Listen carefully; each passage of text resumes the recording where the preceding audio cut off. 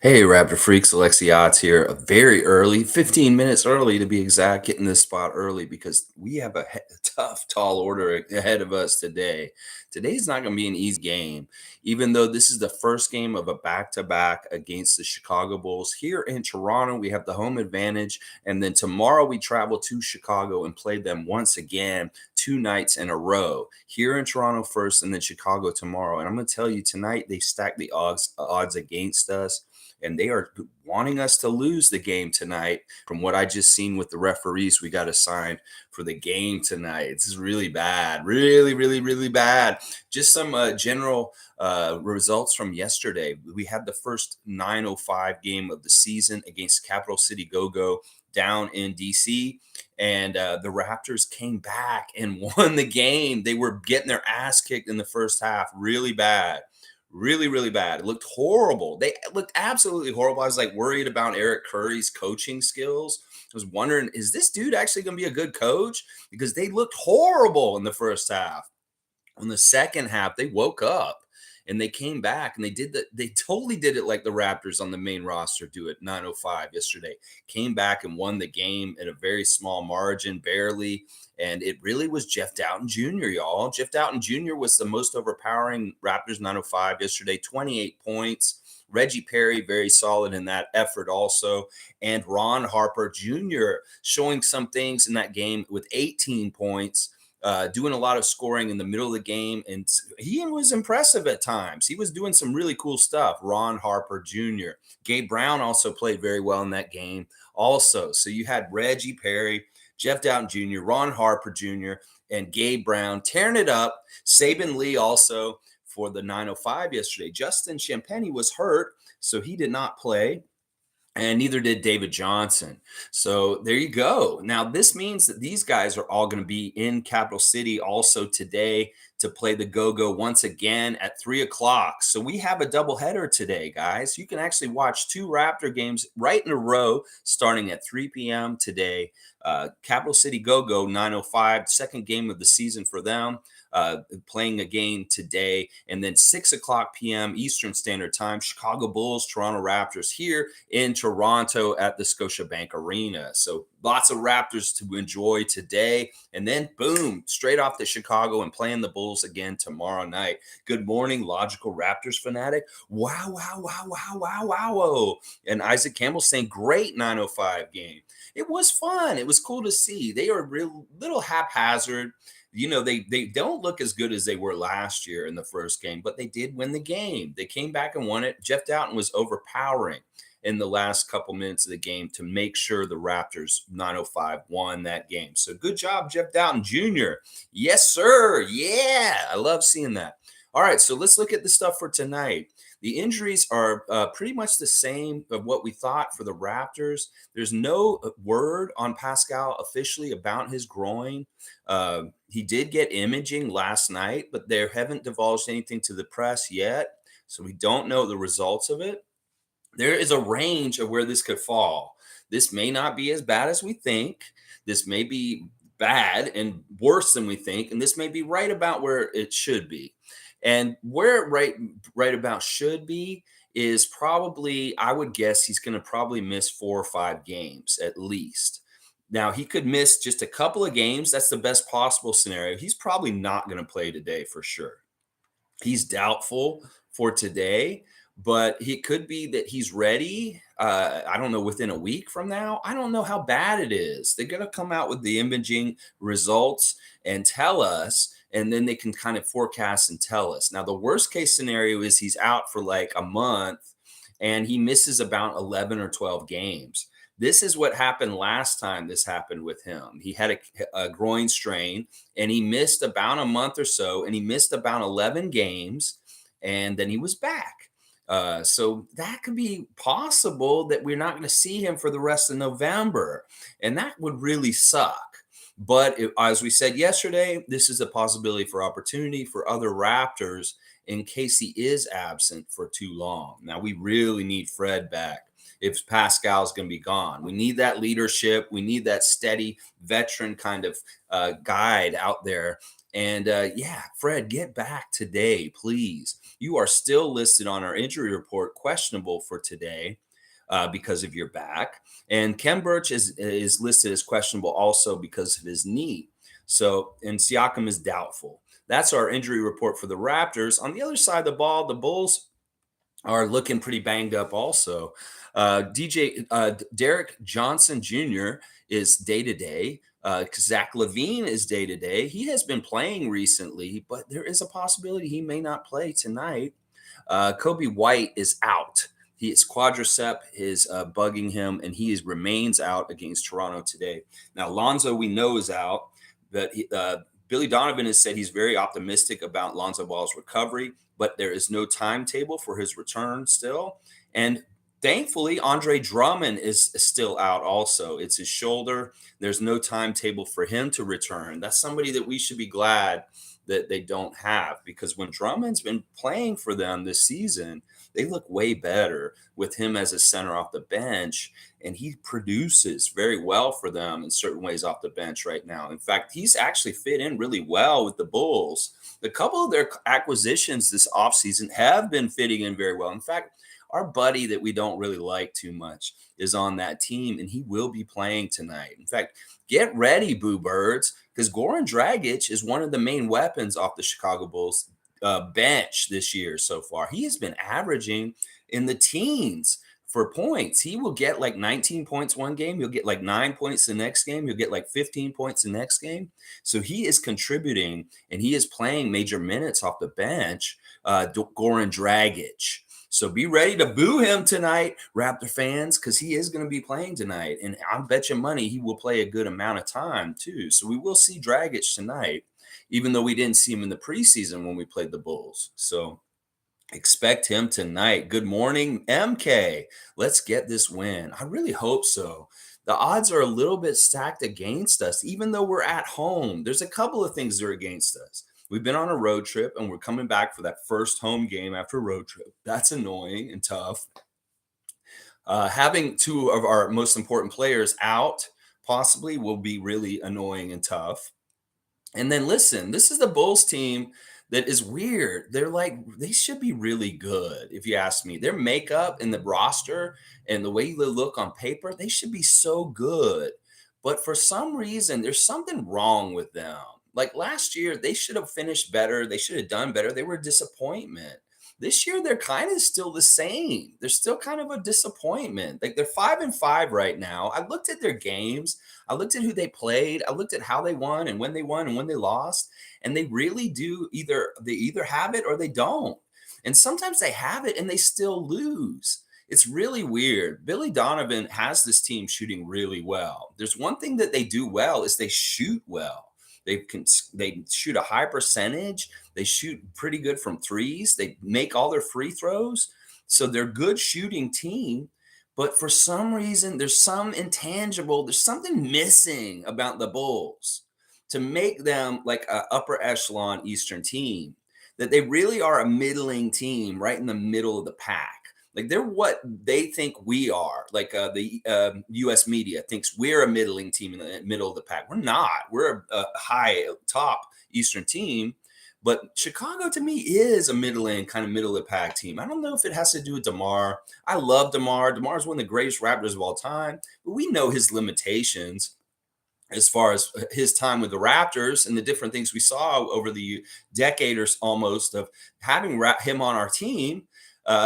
Maybe that is part of what's in play here. I mean, part of it is that they've never had every single Bull healthy this last year, whether it's Lonzo Ball, Alex Caruso, Vucevic, whoever. Somebody's always seems to be missing out of their whole nucleus. Somebody's missing usually. I don't know. There's something weird about them. I hope we catch them flat today, because when they're on, they're so hard to beat.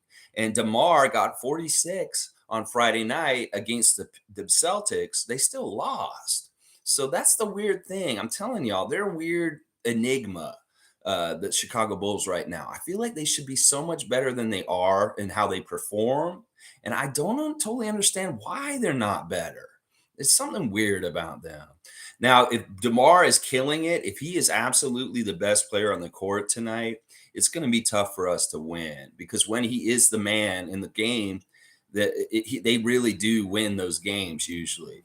But he has had dud games too in the recent past. Also, games where he hasn't scored 20 points and had struggled, stuff like that. So, if obviously DeMar is the person we got to key on the most with the defense. He's going to be tough to guard, just like Luka the other night, but we'll do our best. And then you got people like Vucevic. If Levine is playing, that is very much another weapon for them that's very dangerous. But so hopefully maybe he doesn't play today. I'm not sure because it's going to be different. It's going to be a weird game today. I have bad vibes about it. And part of it is because of the ref crew. Let me just tell you guys about the refs real quick. We got Ed Malloy today for the first time of the year. And I hate Ed Malloy. He may be the one that I hate the most other than Scott Foster. He is the kind of ref that is definitely there to help NBA main office agendas. Now, if he doesn't, they don't want the Raptors to be one of the top Eastern teams. They want them to take L's against Eastern teams. And that's why when we play the Celtics, we play the Nets, we play the Sixers, we play the Bulls, I put my antennae up to be very detecting of how the feel is about, well, did they want us to lose? Like they wanted us to lose in Brooklyn in our second game of the season. Did they want us to lose? Like they sent us on a back-to-back to South Beach the next night, a scheduled loss. Well, today I think they might want us to lose because Ed Malloy is going to be showing up and being the crew chief today. And Ed's record with us is one of the low end with the referees that are veterans. He's in his 22nd year. We win 45.3% of the time, which is below our 48% average as a franchise overall. And the Bulls don't do much better under him, honestly. They win 45.8% of the time under him. But he really isn't like Tony Brothers. It's not that he'll necessarily get pissed off and he'll take it out on one team in particular. He's coming in with an agenda before the game even starts. Like it may very well be that he is coming to Toronto today to do a ref hit job on us, guys. And so we need to really, really watch Ed Malloy tonight because he's the master of the ref hit job. And you'll see it. You'll see him do it in the court, and you'll be like, he is fucking us over to help Chicago win. So I'm going to call this already right now. I have a feeling that is why Ed Malloy is here in Toronto today, is to try and fuck over the Raptors and help the Bulls win tonight. So very much keep a spotlight on him. The other two refs aren't going to help us either. They're very not friendly refs also. Derek Richardson is the senior ref on the staff tonight. He's going into his 27th year as a referee in the NBA. And our record he has our best record for us today. 51.1% of our games we win when Derek Richardson is present, but that's still not very high, but it's pretty good for a senior ref.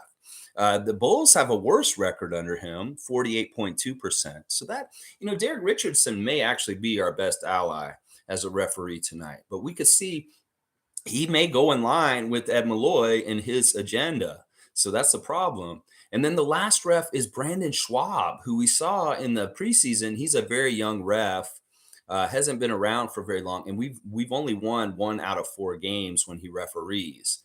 So he's refereed us 4 times. And we've only 4 times, and we've only won 1 out of the 4.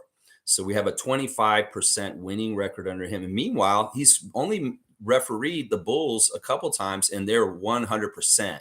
They've won every game that he referees for them, Brandon Schwab. So a little personnel on them. Ed Malloy, I hate you, but your favorite band is U2. His favorite meal is pasta. He'd like to visit Sorrento, Italy. His favorite movie is Braveheart, and his favorite TV show is Jeopardy. He is one of the Pennsylvania, Philadelphia ref mafia guys. He's definitely with them. And then Derek Richardson, he's from Brooklyn, New York. He lives in LA now. His favorite movie is Field of Dreams. He likes plankton, rice and beans, and steamed cabbage. He eats plankton, y'all. That's like, is he a whale? That's what eats plankton. Wouldn't a whale eat it? I don't know. That's weird. But yeah, Derek Richardson's cool. His nickname is D Rich. So maybe we can call D Rich, get him some plankton. Maybe he'll be happy. Brandon Schwab is from Orlando. We've gone over this with him. He went to University of Central Florida.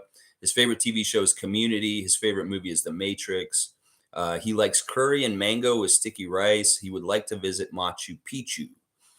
Yeah, and he's only been refereeing. This is his third season as a referee. So Ed Malloy, head ref, hit job.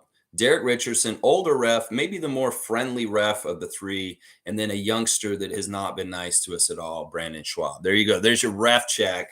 And I told y'all it's not very pleasant. I don't like it. I don't like this crew at all. It's very, very bad. Very, very, very, very bad. Very bad. All right, let's see what you guys are saying in the comments now. Pascal, Fred, and Birch all questionable. Well, Fred and Birch are questionable. Pascal is doubtful. There is a distinction there. Logical saying, I missed the 905 game. I went into the video zone and cooked a masterpiece, in my opinion.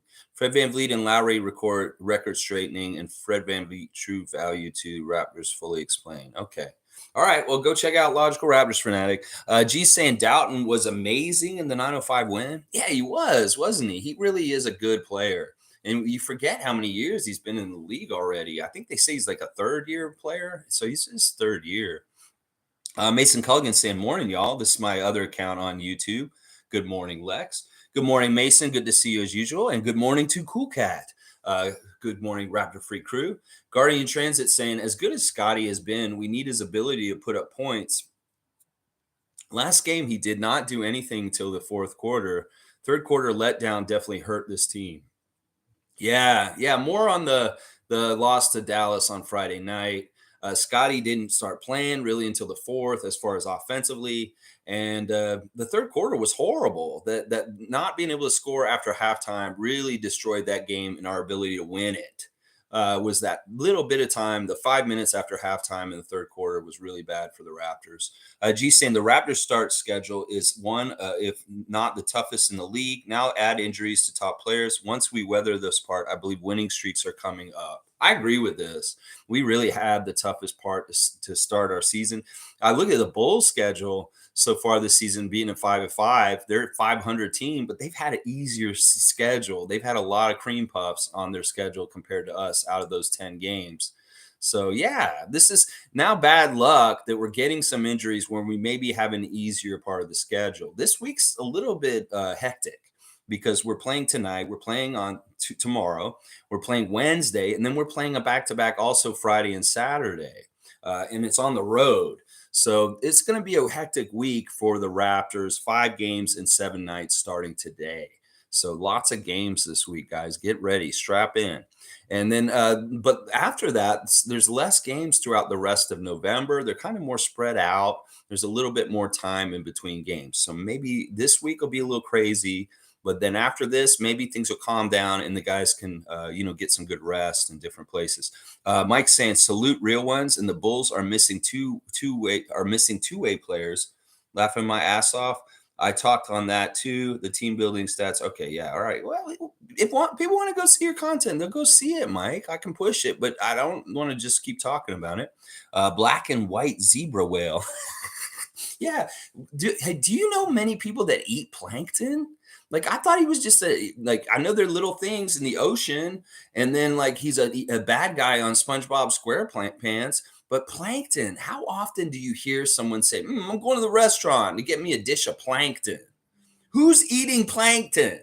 Like, seriously, I know whales eat it, but how do you eat it too? Like, there's so little. You got to have like whale mouth to like just get a whole big ball of it in your mouth. It's like, how do you eat little pieces of it? Do you pick little popcorn plankton? Like, it's so small though. It's like grab a whole handful, throw it in. I don't know. I'm trying to figure out plankton today. That's not where I thought I was going to go today. Tom Duke is saying, good morning, Tom Duke, Raptor Freak Tom Duke. Adversity presents opportunities. Next man up. Let's go Raptors. Yeah, this ref crew is not friendly. We have injuries. We're back home. Let's do something. Let's protect the home. DeMar DeRozan always seems to want to kill us when we're in Toronto. And that's the tough thing. It's like, this isn't the Bulls. Bulls against other teams isn't the same as Bulls against Toronto at this point because of DeMar DeRozan. and that there's a little bit of extra get back and want to beat us because DeMar really does like beating Toronto since we traded him in the way we did. So yeah, it's gonna be a struggle. It's gonna be a fight, and hopefully we can somehow just win today, no matter what, somehow, some way, with the personnel we have, with Ed Malloy out there, with DeMar DeRozan, whatever. But the settings are looking pretty tough, even though we're at the home. That's the crazy thing. Because I don't like Ed Malloy being involved in games. Like whenever he's here, I feel like the NBA has an agenda with what they want to set, with who they're going to want to win. He's the one referee that I feel like this. Scott Foster too, but Ed Malloy just as much, maybe more. Plankton, I know Tom Duke. Do you know anybody who eats plankton? I don't know anybody who eats plankton. I mean, I'm not going to come down on Derek Richardson for this, but I just want to know more about how. How do you eat it? And where do you get it from? Do you just go to the ocean and open your mouth? I don't know. Monique, good morning. Superfan Monique Lawrence, happy positive game day. Yes, let's stay positive, even though I'm laying the land of maybe this is negative. Fall back. You got an extra hour of sleep, feeling a little bit more energetic. Well, let's take it to the court and kick some ass, Raptors. That's what I'm saying. Canadian Cowboy is here. Good morning, Lex and Raptor Freaks. I agree, Tom. It's a chance for other players to step up. Let's go. 4 games win out of 5 starting tonight. I like it, Cowboy. I was looking at the month of November. We have 14 games in it. I was trying to gauge what I would feel like would be successful by the games we're playing this month and how many wins I want to see us have by the end of the month. I'd love to see us have 10 wins at the end of this month, but that may be unrealistic. 10-4. That would be unreal. I don't know if that's possible. 9-5 would be great. 9-5, 9-5. What a way to make a living. I'd love to see that. A 9-5 month of November. That'd be great. We're 1-1 so far. 9-5 would be fun. If we're 8-6, I'll take that too. 8-6 would be fantastic. 8, 9, or 10 wins in the month of November. I'll be happy. If we're getting 7, that means we're even. 7-7. And if we're below 7, we don't get 7 wins this month, I'll be upset. I'll be sad because that means we're under 500. And this month of November is actually one of the easy months that we have in the schedule-wise for strength of teams and stuff like that. There's a lot of teams that we're playing this month that are loser teams. In fact, we're going to play Houston on Wednesday. That's a very gettable game. There's Oklahoma City on Friday. Indiana on Saturday. Okay. These are games we need to get. Now, if we split the game, one of the games, we get one of the games against Chicago, I'll be happy. I really do think these 2-game series, like the ones we've had with Philadelphia and Miami so far, if you get a split, that's great. If you can get the sweep, that's fantastic, but that's so hard to do. But I want to get a split. We need to get at least one of these 2 Chicago games. Now, if we win the game tonight, I'm going to say get the sweep, but we need to win the game first. And if we get just one of the games against Chicago, I'll be fine with that because that really is a 50-50 battle in some ways. So we'll have to see what's up with that. Bam, bam, bam, bam, bam. Mason saying, this game will be a fun game. Debo in town, and we really need a W. Go Raps, go. Yeah, we don't want to be 500 at the end of the night. We want to stay above 500 with a winning record. And let's give Chicago a losing record. Make them 5-6. We'll go to 6-4. I would love to see that today, Mason. But, Debo's going to want to do something different himself. And yeah, let's boo the hell out of Goran and let's just beat those Bulls tonight. Chuck Swirsky's in town. He's really enjoying being back in Toronto for the weekend to be around his own stopping grounds. He said that 10 of the best years of his life were spent living in Toronto and that he loves this city. He misses it so much. We miss you too, Chuck Swirsky. There you go, buddy. All right. Mike saying, Lex, barely a new drop, so I'm used to shots and gave the brief layout, but I gave you monster shout out and more. And Mo, so I know you value as a person and your shout out. Sorry, my channel okay, ain't why I hear.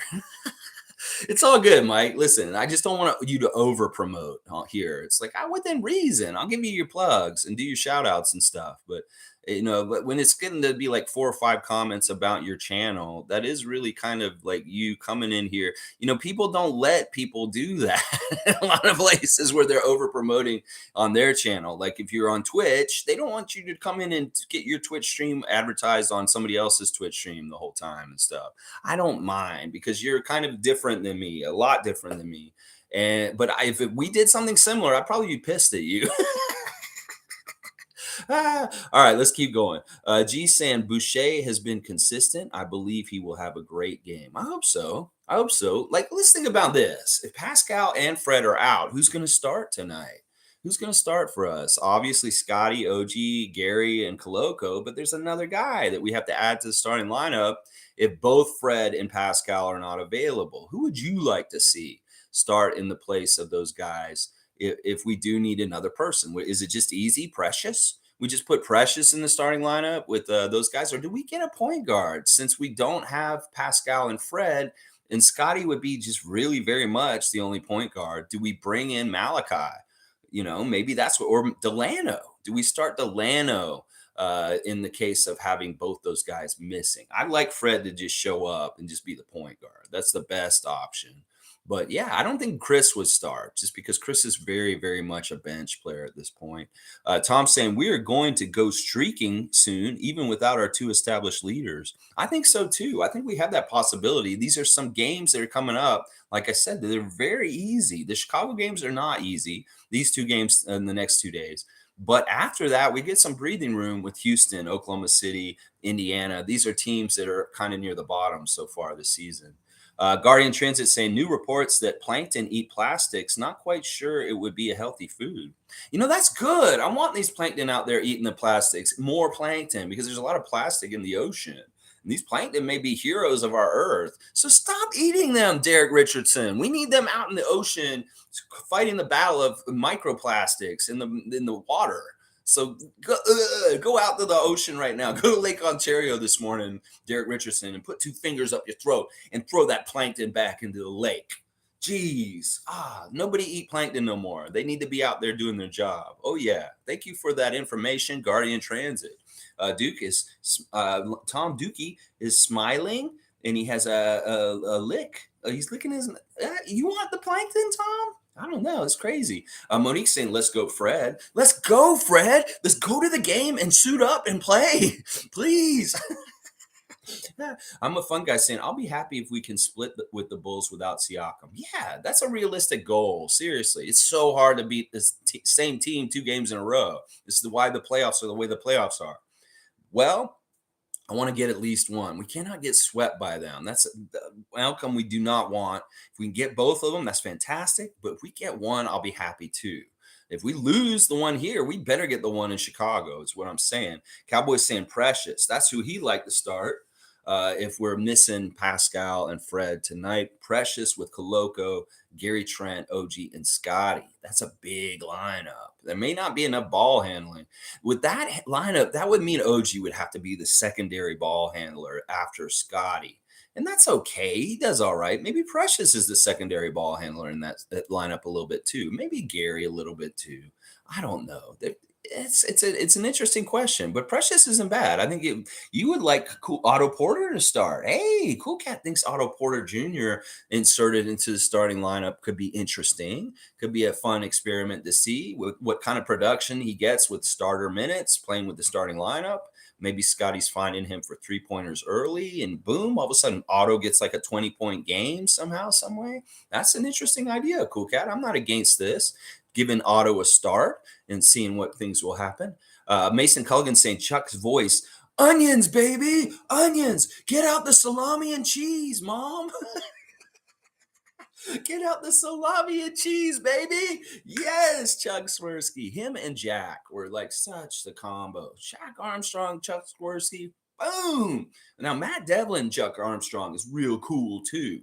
But man, there was something about that Swirsky and Armstrong combo calling the game for the Raptors back in the day. And he said it's 15 years since he worked here. It's crazy how long it's been since Jack has been gone. I mean, since Chuck has been gone. And Matt Devlin's been working for us for that long at this point. No wonder we like Matt Devlin at this point. It's been 15 years, but we still miss Chuck. We still really do.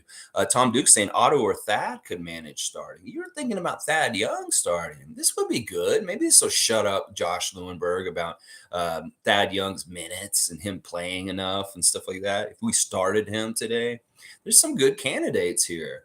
And it's cool because, like, even we just take one of those bench guys, our bench may not suffer so much because Otto's here all of a sudden and healthy.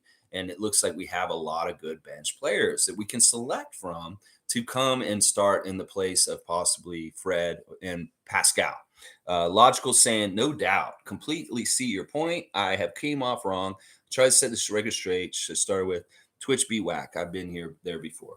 It's all good, Mike. Listen, man, we're just all learning and stuff. Maybe I allow a lot more than other people. I think that other content makers might have already banned you from my their channel at some point, but I don't want to be like that. I think that you're a very, very positive contribution to this channel, and I want to continue to have you here. There have been times where I've thought about it. I was like, Mike's a little bit too much self-promoting and maybe like not really focused on what we're trying to talk about and kind of having his own agenda of what he wants to say in the comments. And that, to an extent, that's fine, but really kind of stay with us, man. Stay on a topic. Lolita's saying with Fred, Siakam, Birch, questionable. Scottie and Anunoby are the co-captains. I like our chances. Yeah. I think that they're the kind of the co-leaders. This is really, really a good chance for Scottie to really take a step up as far as leadership and responsibility and showing that he can carry water as maybe our main go-to guy, like Pascal does. If Pascal's not there, we've seen OG step up and do it in a game recently where he was the man. It was what was it? It was a preseason game, I believe. But Scottie, I'd like to see him do this. Now, maybe OG is the guy that Nick Nurse says, well, Pascal's not here. OG, you got to do what you do. And it's still Scottie kind of being the playmaker and not really doing the scoring himself, with OG getting set up and going for like 30 points himself. That's going to be really interesting to see how that is. Now, hopefully just Fred comes back and he can be a steadying guide and helpful in this. But I think even if Fred does come back and play today, that we're going to need either Scottie or OG to step up and be the man tonight, because we can't expect Fred to come back and just drop 30 all of a sudden. He's going to have to be eased back in to get back to full shape, and then it'll be easier. But I think OG or Scottie needs to step up. Maybe Gary, even Gary could step up and get like a huge point game tonight. That would help also in this leadership void and kind of carrying water void. Let's see. G saying the league wants to start doing more back-to-backs with the same team. Not sure why. I'm okay with it, G. I like it because there's less travel. I don't understand why we're doing both the games at two different places on this one. It'd be better if we were playing both the games against Chicago here in Toronto in a row instead of getting up and going to Chicago tonight to play the second one. But at least both the teams are going through the same travel pattern and the same kind of travel situation that makes it equitable for tomorrow. They're both having to make the same trip back to Chicago and the same kind of problem with that. So it'll be interesting. I like the back-to-backs. I like the little 2-game series. It's just that it's going to be weird if they keep doing them. It's going to really evolve into, will you get an 0-2, a 1-1, or a 2-0? And people will be looking at that as to gauge maybe the strength of teams. Like a lot of the games that have happened so far where the one team's won 2-0, that is really like that team's overpowering. That other team may not be that good. Whereas a lot of the series are 1-1. There's usually a split in these 2-game series. But I like them. I'm all about green stuff, like less travel. They don't have to fly as much because they're in the same city, Miami, 2 games in a row. That's great, because it cuts down on air travel. It cuts down on all kinds of different things, hassles. They can even just stay and hang out for a day or so in that city and maybe do some sightseeing or get some good rest, depending on what they need. All right, let's keep going. But yeah, they're going to keep doing this, and it's a wave of the future. They're definitely going to do this more and more, and it's smart. It's just smart. It's kind of extravagant to fly all 82 games all over every which way with no pattern and just burning up all that jet fuel to me. And I like this kind of idea of doing this. In fact, I would love that they made it like make sense where they rotate and they kind of go from city to city, and like there's some makes sense, like because some of this doesn't totally make sense. Like we were just in Dallas and now we're gonna fly all the way back to Toronto. Well, Chicago's closer, and go to Toronto, and then we're gonna have to come back to Chicago, and then we're gonna have to come back here for Houston, and then we got to go this way. This I just wanted to all make more sense and just be more congruent and less like back and forth, and maybe not so hectically quick, like to this place right then. One of the things with the back-to-backs later this season, and this is very insidious by the NBA, they have scheduled Milwaukee's games against us as second nights against back-to-backs. There's at least 2 games against Milwaukee this season where we have to play them on the second night of a back-to-back. And they do that shit on purpose because they want us to get beat by the Bucks. Well, we'll look for that later on the season. There's going to be a couple of those that are going to come up, and they're going to be very tough games because we'll play one night in another city, and then we're going to have to travel to Milwaukee and play the Bucks all of a sudden. Yeah, there's a couple of those. They set us up for scheduled losses to the Bucks later on the season. You'll see. Let's see. Kenny's saying OG as a ball handler, he will be all over the floor like Embiid. Well, he's not very good dribbling into the post with his back to the player and kind of like doing that. But he's pretty good bringing the ball up the court. That's different. Like when he just kind of brings the ball up the court and he passes it. That's different. But if he's trying to do anything like a move to the basket, yeah, I see where you're talking about with the clumsiness and stuff like that. But he's okay bringing the ball in transition down the court just as like a point guard to bring it across because he can protect it. And he's pretty good at like keeping the defender off and not turning the ball over. That's the most important thing with these guys, these big guys that want to be point guards and bring the ball up for us. They just can't turn it over. They can't have it where a little guard will come up and just swipe it and they're down the court and making a layup. Like Chris Boucher has that kind of danger when he does it. That's why when we see Chris, you don't see him bring the ball up the court very often. He did it the other day, and I was like, oh, no, Chris is bringing the ball up the court. Look out. But usually it's like Precious, no problem. Scottie, no problem. OG, no problem. These guys, they look capable in bringing the ball up as a ball handler like a point guard would. And OG is one of those guys on that list, but he's not very capable with the ball, maybe dribbling near the basket when he's trying to make a move. G saying, not sure why, but it's something they want to try out. Yeah, it's really because of the travel thing and just being smart about it. And I like it. I actually really like it. I like having the same team 2 in a row because it really is. Then you get into adjustments and maybe you get a little playoff kind of coaching kind of adjustment practice. Now, the end of the season, we have two back-to-backs and then Milwaukee to end the season. We have a back-to-back against Charlotte in Charlotte and then a back-to-back 2 games against Boston in Boston and then Milwaukee here to end the season. So that's actually really fruitful for the Raptors at the end of the season because it's kind of like they're priming up their engine to see the same opponent more than once by having two-game series against the Hornets and the Celtics near the end of the schedule in April. So that's actually really good. I think it's good practice for the playoffs right before the playoffs, having to play 2-game series. So Monique is saying, glad we all watched the 905 game last night. Today at 3. That's right, Monique. 3 o'clock, Raptors 905, Capital City Go-Go.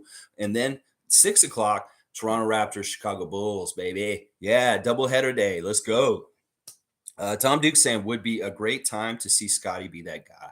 Well, let's see what Scottie does. Will he reach and grab the brass ring and go and put his will on the court and print his offensive game on the Chicago Bulls and say, I'm going to score. I'm going to go get mine tonight. I usually I like to be giving and give to my teammates. Well, tonight I'm going to be greedy and I am going to go in there and make the points myself. You try and stop me, Chicago Bulls. I'd like to see this, Tom. I really would. Let's see. They can read that, though, Mike. They can read that. Everybody can read the comments. It's all right. It's all good. Listen, I want you to have this safe space here, and I know that you're one of us. It's not the problem. The problem is that you're not totally. Your voice is sometimes very self-promoting. And I don't mind that. That's okay to an extent. It's just if there's too much of it, you get one every day. How about that? I'm going to say you get one every day. One shameless plug of your station, one every day, and I will do it. And I'll even read it. But when you go like comment and keep going on it, then it's like, this is too much, Mike. You want me to talk about your channel all through my preview and stuff like that? Okay, I'll talk about it a little bit. But we need to preview the game against the Chicago Bulls today. Cool Cat saying Otto Porter is a veteran champion experience. He has started playoff games with the Warriors for the chip. Yeah, I'd love to see this. I mean, it'd be really interesting to see him in the starting lineup. And I wonder if Nick would do that. Be like, Otto, you're starting tonight with the guys. We don't have Fred and Pascal. We need you in there. I like some of the stuff I saw in the 2 games you played so far. Something like that. Maybe. G saying Golden State Warriors struggling without Gary Payton and Otto. Not saying those are the main reasons, but defense and bench took a hit for them. They did. And I saw it when it happened. This is what happens with championship teams. Their guys get sought after. We've seen people come after Kawhi when we won the championship, come after Serge Ibaka. Well, this is the same kind of thing. People were coming for their guys. Otto Porter could have easily stayed with Golden State, but for some reason he wanted to leave. That was really weird to me that he chose us over Golden State. I like it. I'm really happy about it, but he could have easily stayed with them. And why didn't he stay in Golden State? Brian Windhurst, why didn't he stay in Golden State? And Juan Toscano Anderson, he should be on your list also. Gary Payton III. These were really important role players. And Jordan Poole's great, and he's the one they wanted to keep out of those youngsters like that. And maybe they thought, okay, Kuminga, Wiseman, they're coming up. They're going to be better. They can step in, but it isn't all totally clicking. And I wonder how much the fracture of Draymond and Jordan Poole's little fight in the summer has hurt them in some ways on the down low with their chemistry. So there are some real issues with Golden State. And I definitely agree that they miss Otto Porter Jr. and Gary Payton III and Juan Toscano Anderson and probably another guy that they lost that I don't remember. But I agree, G. I think that those were big losses for them. And that, Otto's looking great for us so far. Shane Waters saying, I agree with that thought of Thad starting at 5. That's a good matchup against Vucevic, in my opinion. Plus Scottie and OG in the right spots to guard DeMar and Zach. Well, all right. If we play Koloko tonight, if we start Koloko, what's that matchup look like against Vucevic? Can he guard Vucevic? Maybe. Maybe he's enough to irritate him, stay a little bit back from him and kind of just keep his length and like irritate his shots when he tries to shoot. And he's mobile enough to probably keep up with him with footwork and keeping in between him and the basket. But Vucevic could take him to the low post and body him and maybe bump him off and do little like shoot over him kind of stuff. It may not be the best matchup for him. If Khem is available, that's a great matchup for Vucevic because they played with each other in Orlando for years and they really know each other well, Khem Birch and Nikola Vucevic. So it'd be nice if Khem was available tonight for that reason. But maybe Thad is the next capable person. Maybe it's Precious. I don't know. I don't know if Koloko's the right matchup for Vucevic in this night tonight. So that may be part of their thinking too, but we don't know. Trust in Nick Nurse. He's going to decide this and he's going to understand which is the best idea for who should be starting tonight, depending on who's available. So we'll have to see. Scottie and OG on the right spots to guard DeMar and Zach. Yeah, we want to see OG on DeMar. We want to see him tying him up. I don't necessarily want to see Scottie on DeMar. I think that Scottie may be better on Zach LaVine. But who knows? They may have them switch the other way. OG's on Zach, and Scottie is playing DeMar DeRozan tonight. We'll have to see. Scottie's definitely probably going to be playing guard tonight just because of the makeup. Although Fred's back, maybe he's back to being more forward because Fred and Trent are the guards. Tom Duke is saying, Mo, that was a great 905 game comeback victory. Saban Lee with a steal and the win at the end was awesome. Tom Duke is also saying they were down by 20 for lots of the game. They really were. I had said they're dead in the water. I mean, what is Eric Curry? Is this guy a good coach? This looks horrible. What's going on here? And then boom, magically, boom, Raptors basketball. Come back from a big deficit and win the game at the very last minute. Jeff Doughton Jr., Saban Lee. Yes, good job. Fun guy saying, oh God, please no, for the love of Christ, don't start Thad. Laughing my ass off. My starters are Scottie, Gary, OG, Precious, and Koloko. Yeah, that's a great starting lineup. I'd like to see Fred in there. Hopefully he can play. Guardian saying on a lighter note, looks like Kyrie is losing his endorsements. Well-deserved. Number one at being a poor NBA example. This situation with Kyrie is getting crazier and crazier.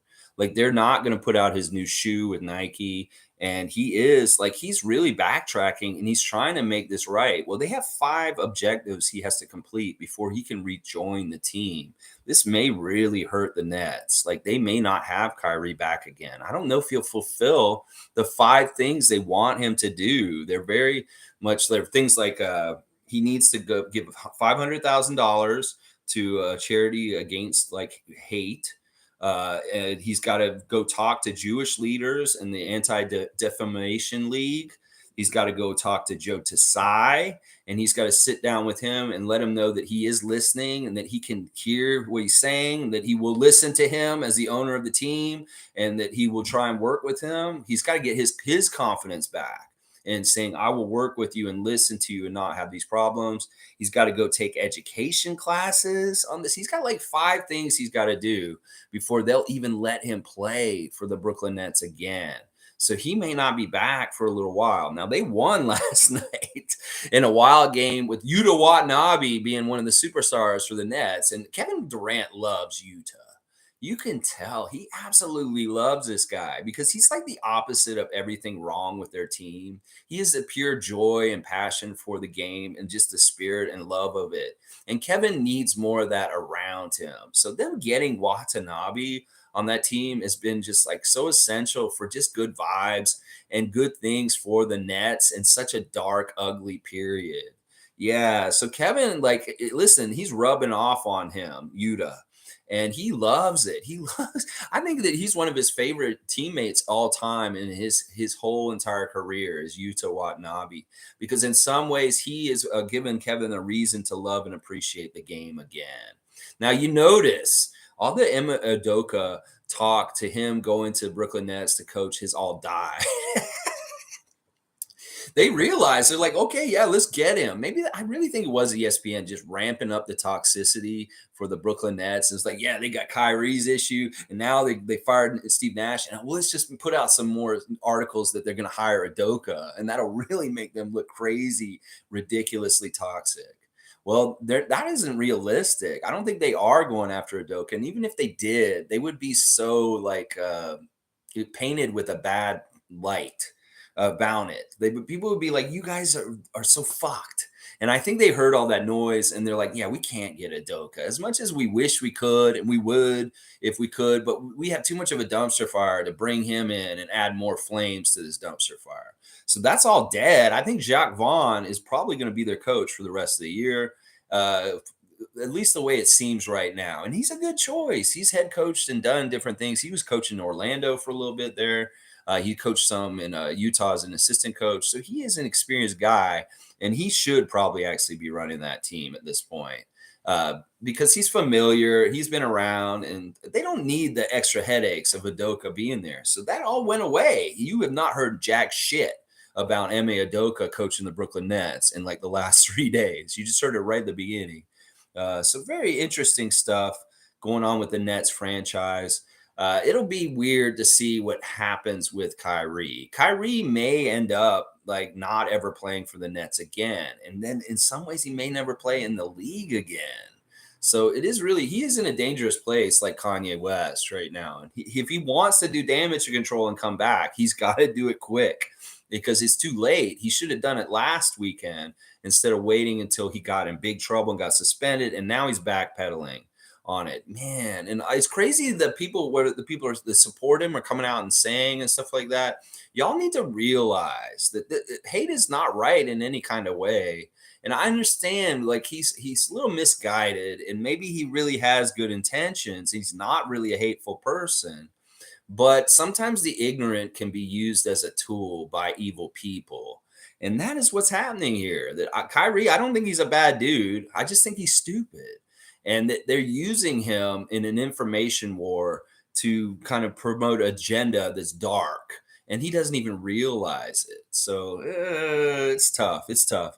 Let's see. Okay, let's keep going with the comments. Guardian Transit saying, oh yeah, we read that one.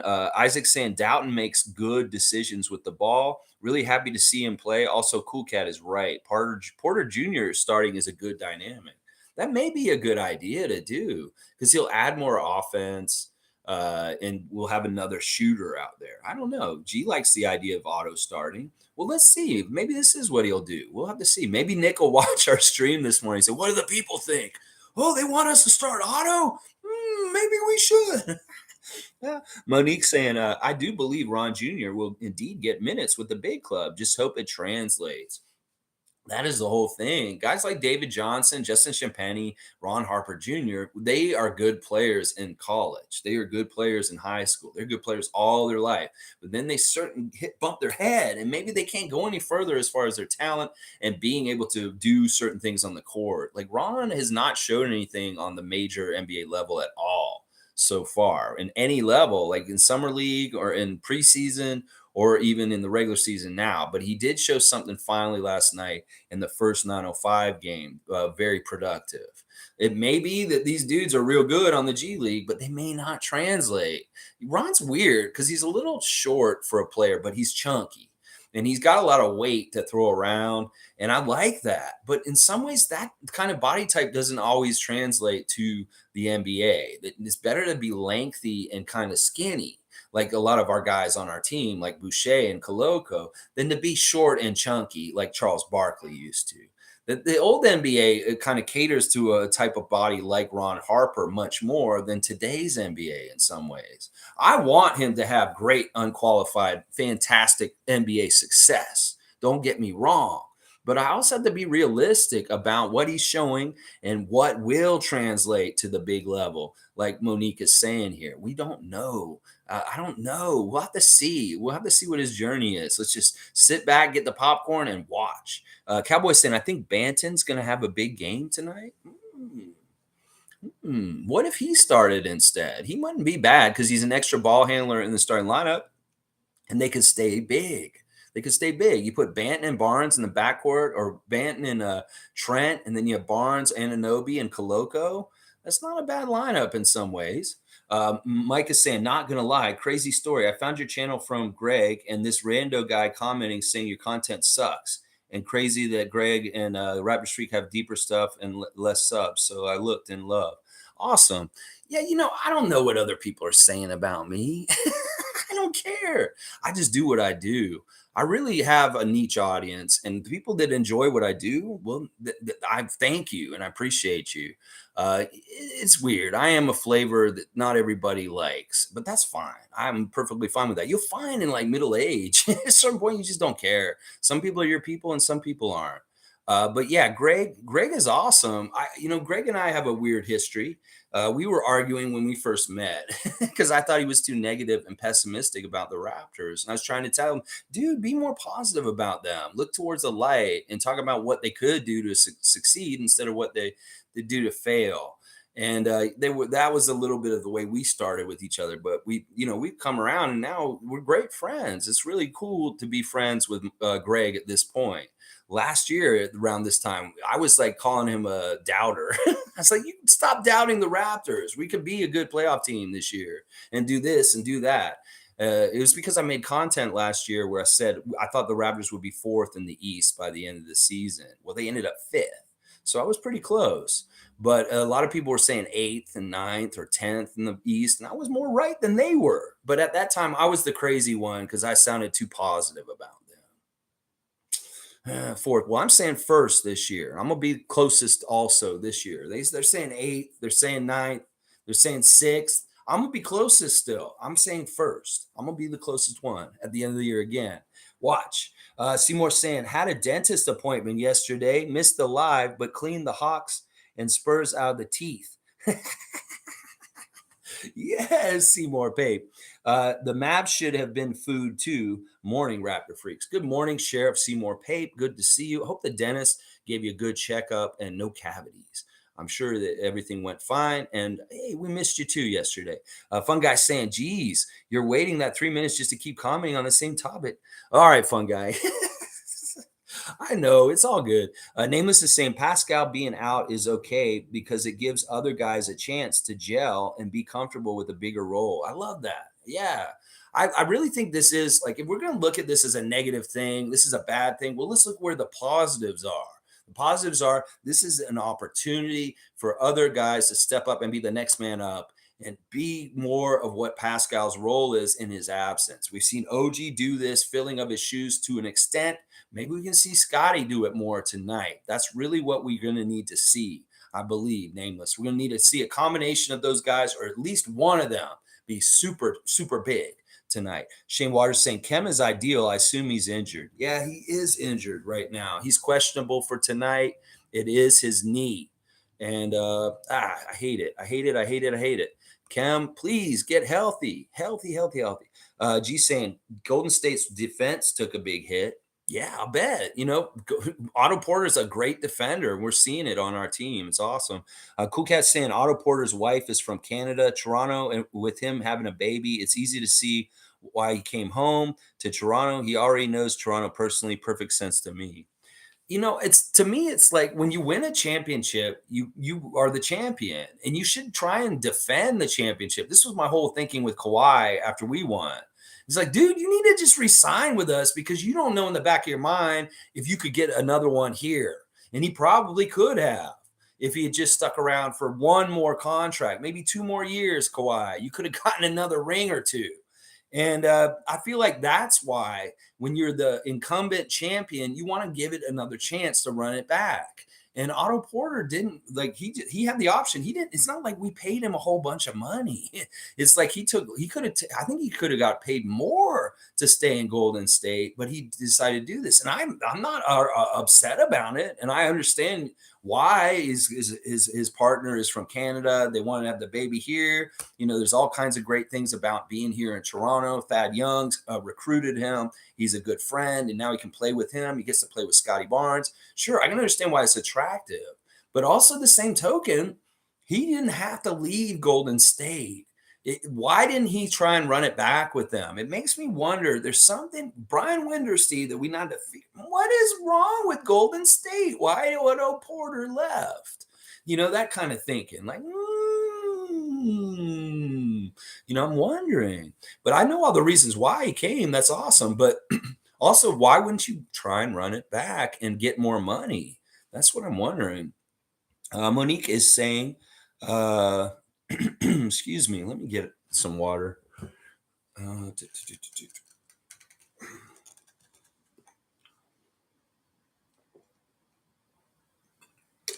Thank you. Excuse me. Sorry about that. All right, back to Monique is saying, I'd prefer Precious in the lineup, in my opinion. I think so, too. That's probably who I would pick if we had to pick any of those guys to replace. Precious would be the guy I would put in there, just because he's kind of like Scottie, and he's kind of on the cusp of being a starter anyway. And why not throw him a bone? I don't want him to be too worried about Koloko being ahead of him as far as getting into the starting lineup when guys are missing, because Koloko is getting those starters. Nick said he's the next guy to get starts. Well, it used to be Precious, and I don't want Precious to feel like he got demoted because Koloko's getting those spot starts all of a sudden. So maybe Precious needs to be the second one still, and that he would come in if we're missing 2 of the guys tonight, Pascal and Freddie. Cowboy saying, I'm ready for this game. My girl surprised me with an OG jersey last night. Let's go. Wow, what a great girl. Man, girls, ladies in your life that give you Raptors jerseys just out of the blue, they're great, aren't they? I remember when Adriana gave me my Scottie Barnes jersey on my birthday this year. I was like, wow, you really do know me and love me. Wow, that's nice, Bradley. Well, you shower her with some love and appreciation. Maybe take her to a nice dinner. Dress up, dress real nice and take her out and do something nice for her. Such a nice thing to give you an OG jersey. That's fantastic. Mike's saying, fun guy, not going to lie. Useful info for someone growing their channel, but off me feeling bad and like a scumbag. Getting on topic. I don't want to ruin things here. It's all good, Mike. Listen.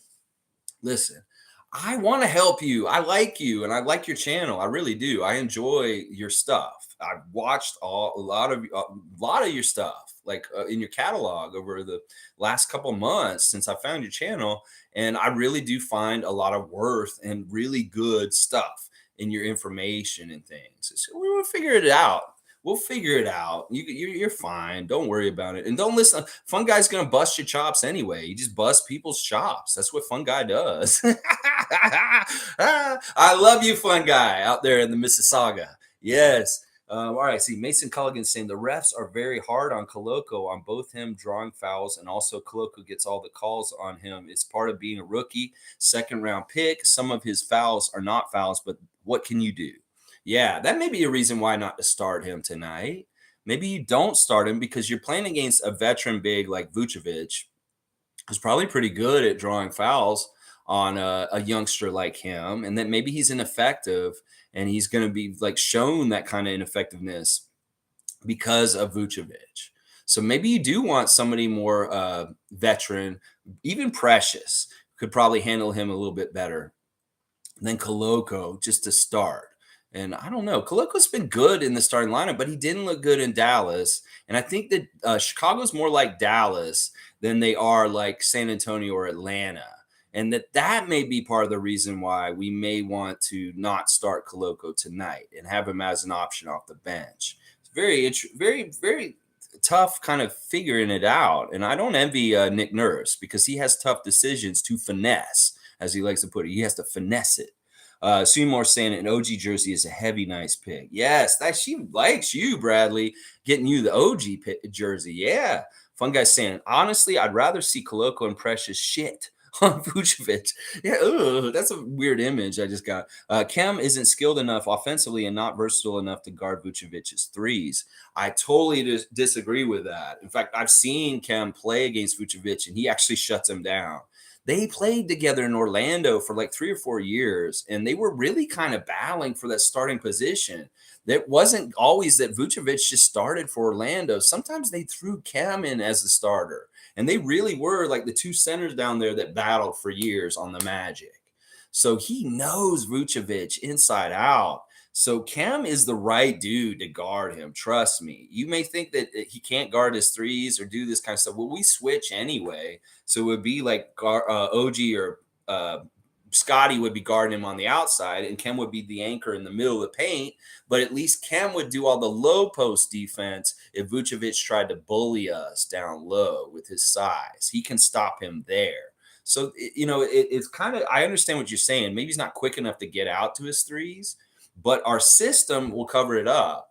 And the other guys will be out there guarding the threes, and Khem will just kind of maybe stay down low. And then if he tries to physical us down low, Khem is ready for him. Mike saying Yuta's a real one for sure.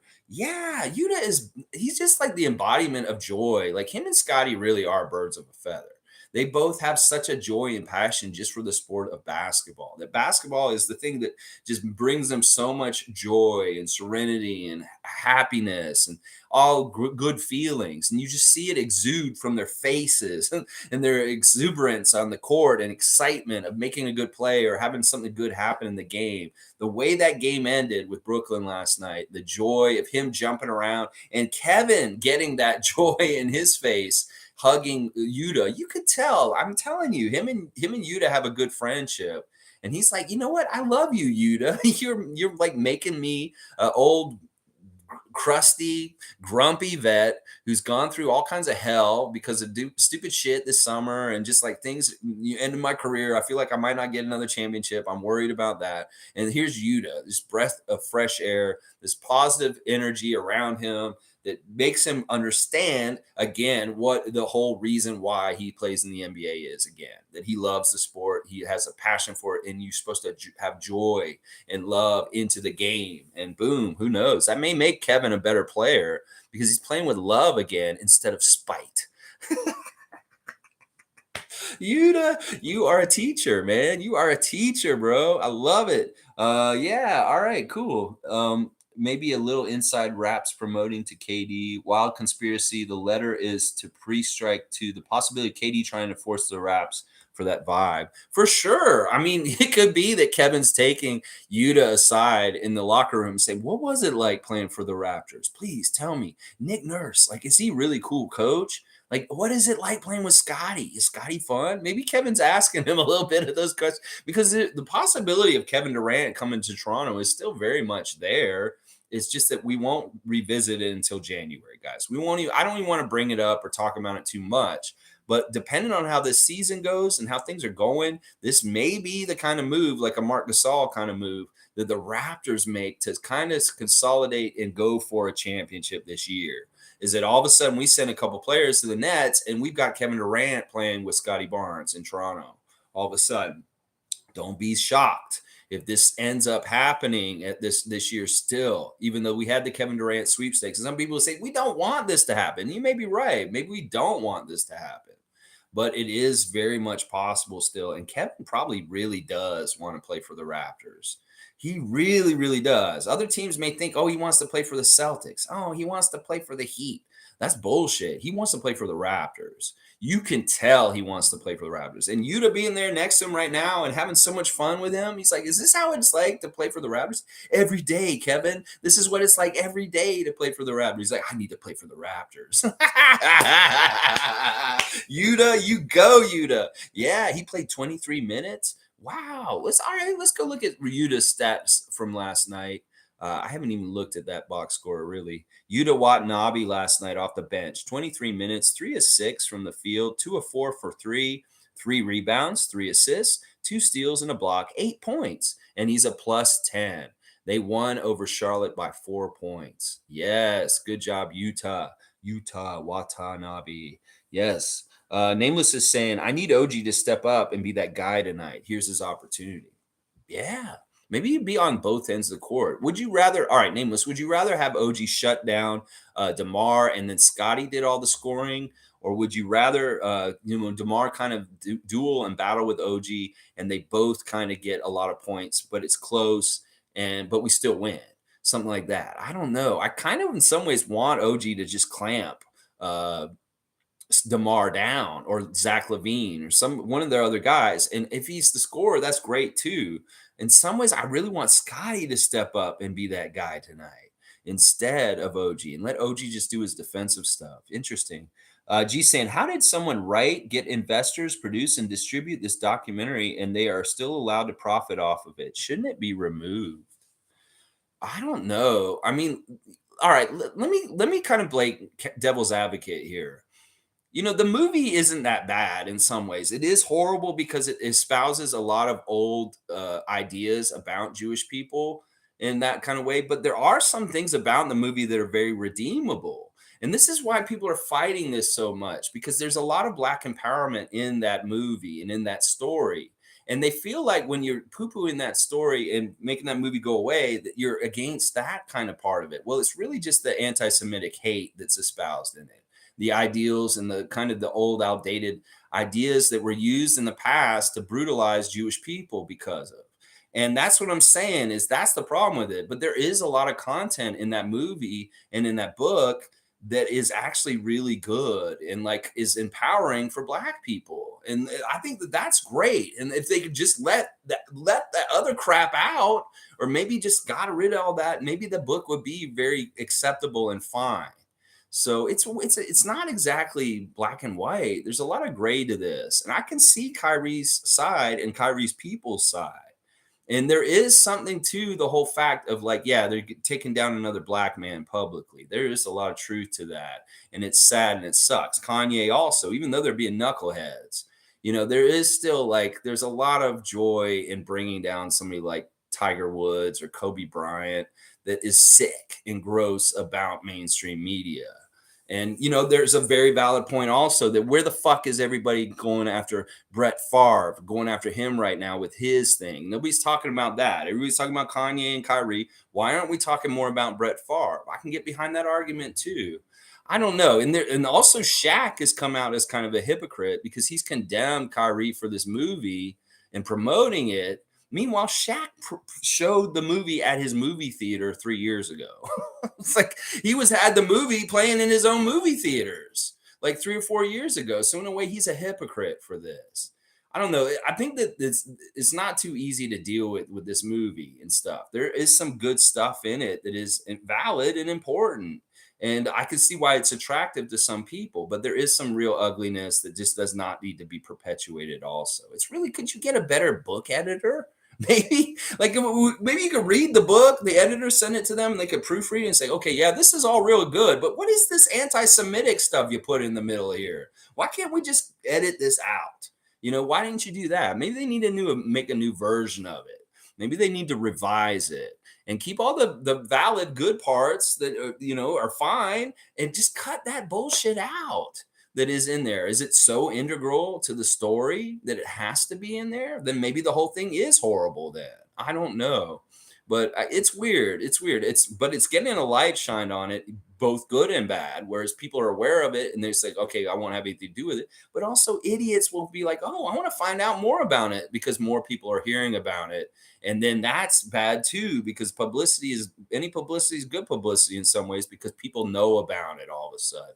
So it's tough. It's tough. The Cowboys happy for YUTA. Yeah, it's awesome to see him succeed and just be who he is. Monique saying, so Lex, you don't believe that medical doctor at all in reference to Pascal, or were you just pain pointing the comment? That lady, that doctor that's on Josh Lewenberg's Twitter is not accessing the patient directly. She's watching the injuries on TV and making her medical diagnosis nowhere near Pascal. So what she said on there is just her talking about in general when people have groin strains, groin strains, that this is the normal kind of things that happen to them. She's not reporting specifically about Pascal. She's just talking in general. And when she does these tweets and Josh retweets her, it's usually the worst case scenario. Like, I hate reading it because she'll write it out and you're confused to the like you think that's an actual diagnosis of Pascal. She's never been near the man. I don't even know if she's ever met him. She's just a doctor at home that's watching TV and making a prognosis from watching it and her own knowledge of stuff. And once again, she usually picks the worst case scenario. Like, she's probably saying he'll be out 2 months. Well, she hadn't even seen the dude. She ain't been nowhere near him. So why would she know any better? It's like to me, she's pessimistic and negative and no basis other than she's a doctor and she knows stuff about the field. Well, once again, also, she doesn't realize that some of these athletes are super athletes and they heal super quick. Like, Scottie Barnes isn't a normal person. He can have an ankle sprain and he could be back in a couple of days because he's that young, healthy, and crazy athlete like that. So some of her medical advice is coming from a general person also. Like, if you have this is how long it takes. Well, you're not taking into account these are NBA super athletes. Like, Kyle Lowry was Wolverine and he could regenerate himself overnight. That was a joke he would make. He's like, yeah, you think I'm gonna be out for 6 weeks? Watch. And boom, he's only out for a week because he has this crazy regenerative, like, superhero powers. So that's the whole thing about her. I don't like seeing her tweets, first of all, because they're usually negative and they're usually the worst case scenario. Sure, they may be factual to medical things in the world, but they're not maybe factual to NBA athletes because they are a different kind of person than the average person.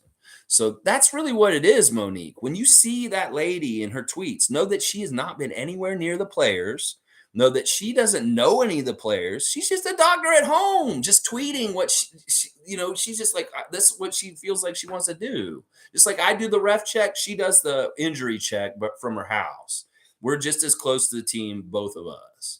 So I don't see it. Like, Pascal went to get imaging last night. They have not released what the results of that are yet.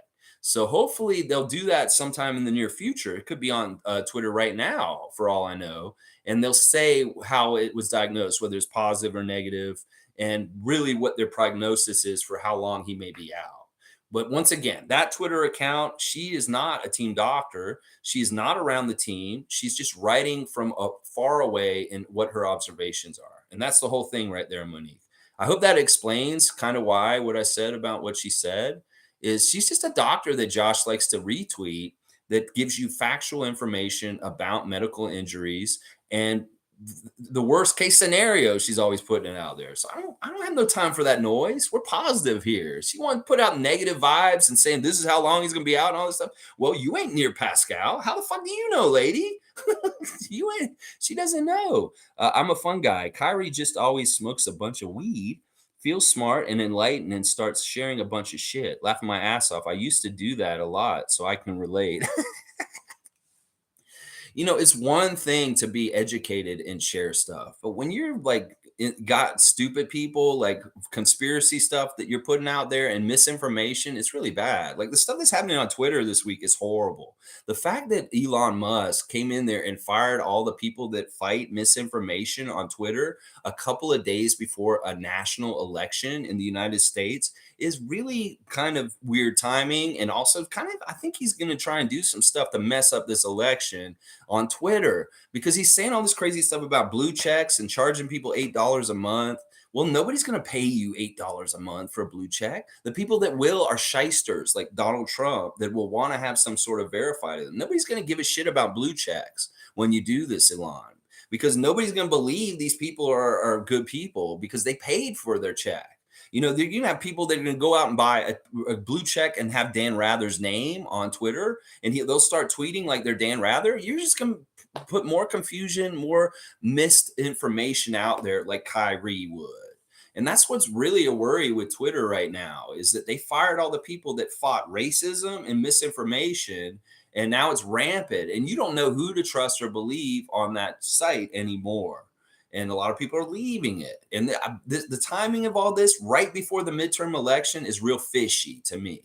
So don't believe anything you see on Twitter at this point, unless it's really an account that you've been following already, because it's going to get really hard to figure out what is true and what is not on that site very soon, because Elon Musk is an idiot. Let's just put it that way.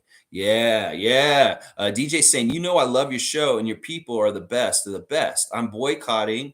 DJ's boycotting. Who are you boycotting, DJ? I want to see. I am boycotting.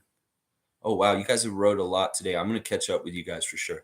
I'm boycotting NBA until they apologize to Kyrie. He was forced to apologize for posting a link to a movie on Amazon. Research it. Yeah. I mean, all right. There's two sides to this. There is the side where I do not stand with anti-Semites. I do not stand with anti-Semitic content. I do not stand with people that purport it. But also, in the same time, I don't stand for Big Brother NBA being a big bully and telling people how to live their lives to an extent. They already do this shit with dress codes, celebration fines, technical fines. They do so much to the players, and it's so right out in front of us that is really kind of like fucked up. And in some ways, this is not freedom. The way the NBA is coming down on Kyrie Irving, I agree with this. I can see this side of things and get on this side and say, you know what, you're a little bit overstepping, NBA also. But in some ways, I can also understand that there are Semitic people, Jewish people that run the NBA, and they don't want somebody, they're paying millions of dollars to be promoting this and being a part of this whole league. And they have that right also. So it's very tough to kind of like, there's two sides to it, and I can see both sides. And I think canceling Kyrie is wrong to an extent, for sure. I'm with you. And that what he did is like, yeah, it's bad in a way, but it's also kind of like he just fucking posted a link to a movie, y'all.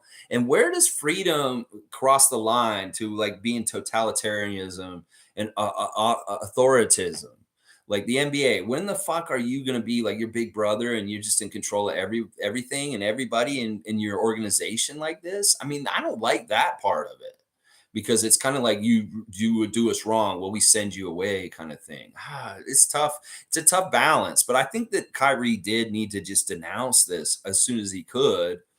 But I still don't like the NBA strong arming or being that kind of way also. So there's two sides, and I can see both sides for sure, DJ, for sure. I don't totally agree with what they're doing to Kyrie. I think it's a little heavy-handed, but also I think he should have been smart and just not gotten in this situation in the first place. Mike saying, Cowboy, great gift. I'm jelly in facts. Lex, great story. No worries. People grow and understand each other more over time. For sure. That's like with any relationship and anything, friendship, relationship with a person you see at the newsstand every morning. Maybe you bump into them. You're like, oh, fuck you. And oh, wait, no. And then someday you're friends. I don't know. It's like, things just, you get to know people over time. Nameless is saying Khem is now the biggest bandage on this team, in my opinion. Khem has had bad luck. Listen, I don't diss Khem for having injuries, because this dude is the front line. He's the center, like on a football team. He is an offensive lineman. He's somebody who's taken so much abuse. right in the middle, and like on all the physicality. He is really the first guy in the fight in physicality against their physicality, and he's getting busted, his nose busted in his head. He's getting beat up because of the physicality he absorbs. So him being injured all the time makes sense because this dude is a dude who's like a grindstone. He's getting pounded by people down low.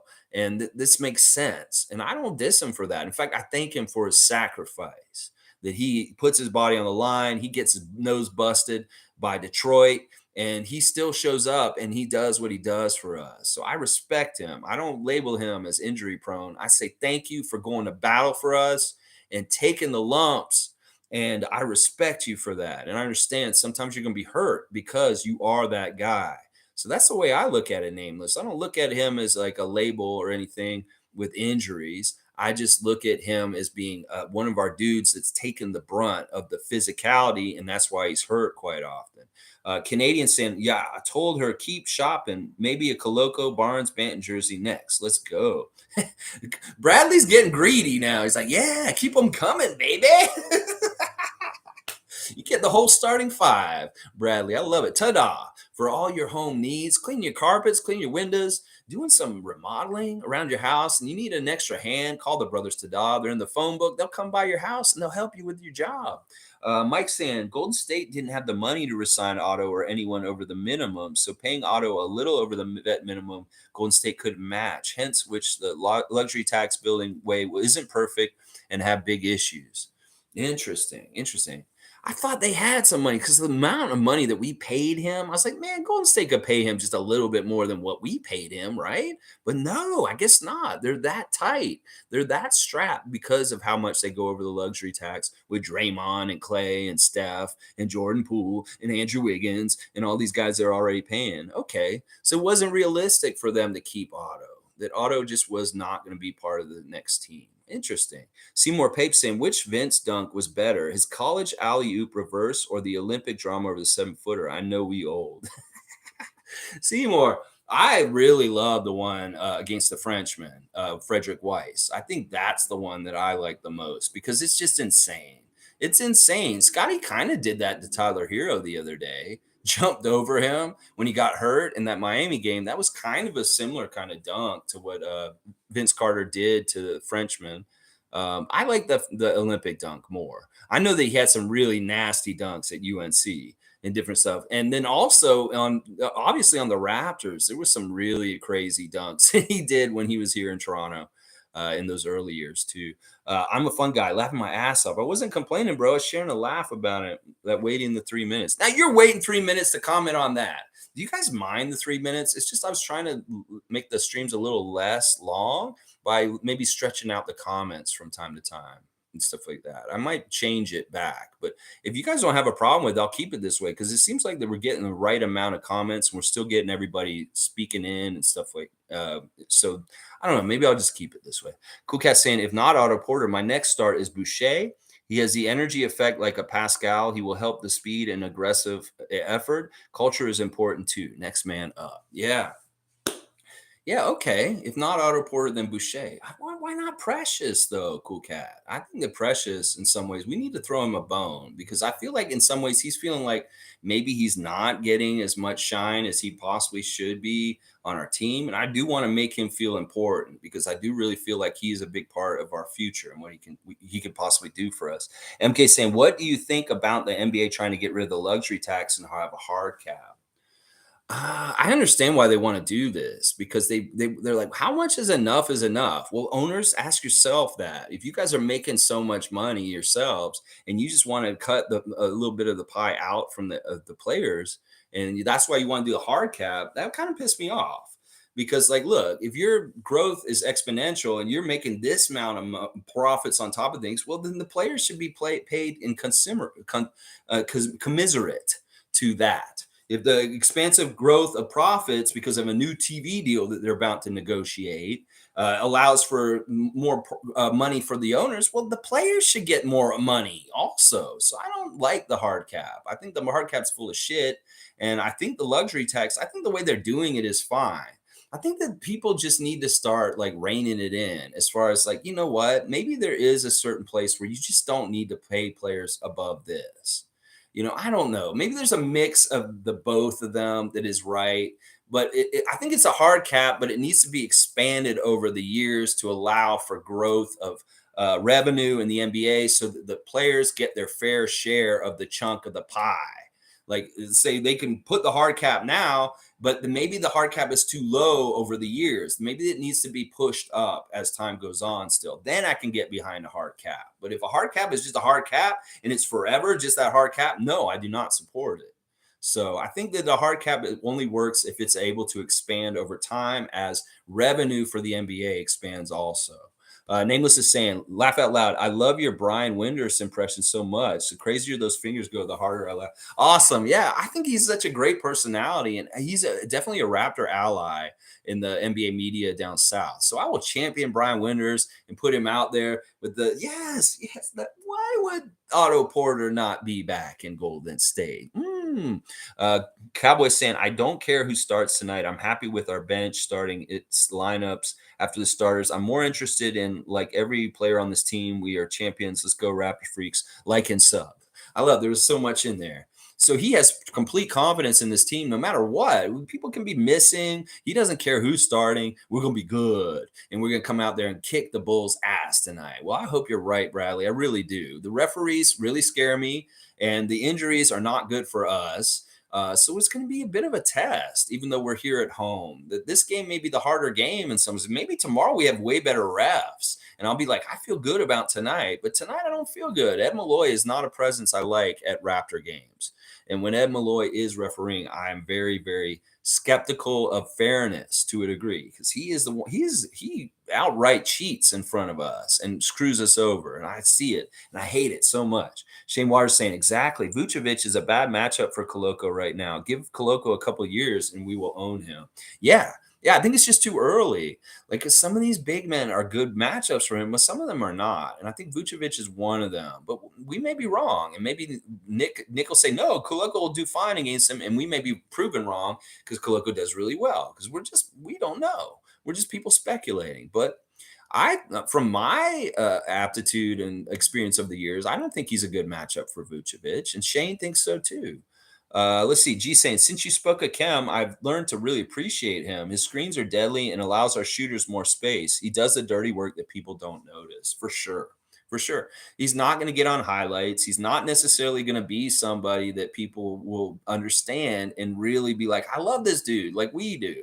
That's why we need to be like the way we are, because we really do appreciate an undervalued presence on our team that is absolutely really, really good role player for us to go towards a championship this year. We need somebody like Khem Birch. He really is like an anvil that takes all the brunt of the hammer's beating down low. Really is. Let's see. Logical saying Pamela Horse. Pamela Horse. That guy was a high pick, and that dunk broke his spirit and never even came to the NBA. He was actually solid, not gonna lie. That was like a next level vicious dunking. The real poster actually broke him. Pamela Horse. Are you calling him like a pommel horse? Like, because the way he jumped over Frederick Weiss? Crazy. Fun guy saying, I definitely miss Yuta's joy. Yeah, but we can see it in the highlights and stuff, and we still share it. We understand it because we had it with us. So the Olympics dunk for sure, and I think Koloko can hold it down. Okay. Well, Bradley believes in Koloko because he's on his fantasy team, and of course Bradley wants him to start tonight. Fantasy team. Nameless saying, your thought process and logic regarding KD is probably not too far from the truth, Lex. I want OG to dominate both sides of the ball. Call me greedy. Yeah, well, let's do it. Let's see if OG can. Sometimes it seems like he's got it on one side of the court and he just doesn't on the other. But most of the times it's always the defensive side and then the offensive side's missing. But it's very rarely that he has the offensive side and he's not clicking on defense. So this sounds more logical with the content of the Black empowerment side, in which I understand Kyrie is really big, not going to lie. Well, that's the thing. That's part of why people are so defensive for him right now is they feel like they're coming after Black people when they come after Kyrie. And Kyrie is very much standing up for certain ideas and stuff that some Black people, really champion and like care a lot about. That's why there's a lot of emotion in this to a degree. I think that some of the stuff in that book and that movie is very good and important for Black empowerment. And I am not against that. I'm just against when you have to have the anti-Semitic tropes in there also. And that's really the big part of it. I love all the stuff about the Black Hebrew stuff and the stuff that they're talking about chosen people and just like that, the struggle of the slave trade and how it affected, Black people and their psyche and all of the literature and that stuff about that is important to get the truth out and talk about those kind of issues. It's just that there's some parts of it that's contaminated with hate that just kind of in some ways it's kind of like, okay, you have a lot of great views on the environment, you're going to clean up this, you're going to give us lower taxes, you're going to do all this as a politician, but you're a Nazi, I can't vote for you. It's kind of like that. You do so many good things around who you are, but then you also have some sort of weird racist view. It kind of negates everything else as a candidate. And this is the issue here. There's a lot that Kyrie stands for that is very, very like, I would be proud to stand beside him on. But that one little part contaminates the whole thing and messes it up. That's why they need to revise that book. I don't know. I don't know how they need to. I don't know how they could do it or what. But yeah, it's important to look at both sides. We can't just say Kyrie's just an anti-Semite. He's an idiot. Well, why is he saying this? And why is he championing this book? And what is a part of it that makes him feel like it's worth sharing and putting out there? Well, what is it? It's not the hate. It's other stuff that's in the book that's important to him more than that hate. Is he overlooks the hate because the other stuff about it. And that's too bad he's overlooking the hate or even that the hate's involved in the book. They need to just take it out of there and maybe revise it, make a new edition. G saying, that's what I'm saying. People are making money off this movie. Bezos is talking about buying an NBA team, but is selling the book. Find the situation bizarre. Well, there's all kinds of hypocritical conflicts of interest. Just ask the owner of the Detroit Pistons, who owns a bunch of prisons for profit, and he owns an NBA team at the same time. That kind of makes it ugly when you think about that an owner in the NBA owns prisons for profit, and Kyrie Irving is getting treated kind of like a prisoner in the NBA. And then you kind of see, well, maybe this is like kind of messed up, like the NBA, the way it is. Sure, the players get paid a lot of money, but in some ways, are they totally free people? In some ways, I don't know. There's a lot of questions. Now, Jeff Bezos and Amazon, they're awful. They're going to make money off of selling hate all over the place. I'm sure that's just one book and movie that perpetuates awful hate towards groups that he sells on Amazon. And that, yeah, you're right. Jeff Bezos should be more responsible and get rid of this kind of content and selling it on Amazon. That he has a responsibility to do this, but I don't have any trust in him either. Like, it really is turning into like Jeff Bezos, Elon Musk. They're like versions of Lex Luthor in real life running around. They're like weird supervillains. They're really sketchy, and I don't trust them at all because they're all motivated by money. And that's the only thing they're motivated by. They're not motivated by being good humans or humanitarians. They're motivated by bottom line. And that's why the Amazon warehouses have every bathroom break down to the second. And they dock people's pay on that. And this is why Elon Musk just came into Twitter. It just decimated their workforce and didn't care about keeping misinformation out of Twitter by doing that. It's really messed up situations. These guys are modern day supervillains. They might as well be Lex Luthor, Jeff Bezos, and Elon Musk.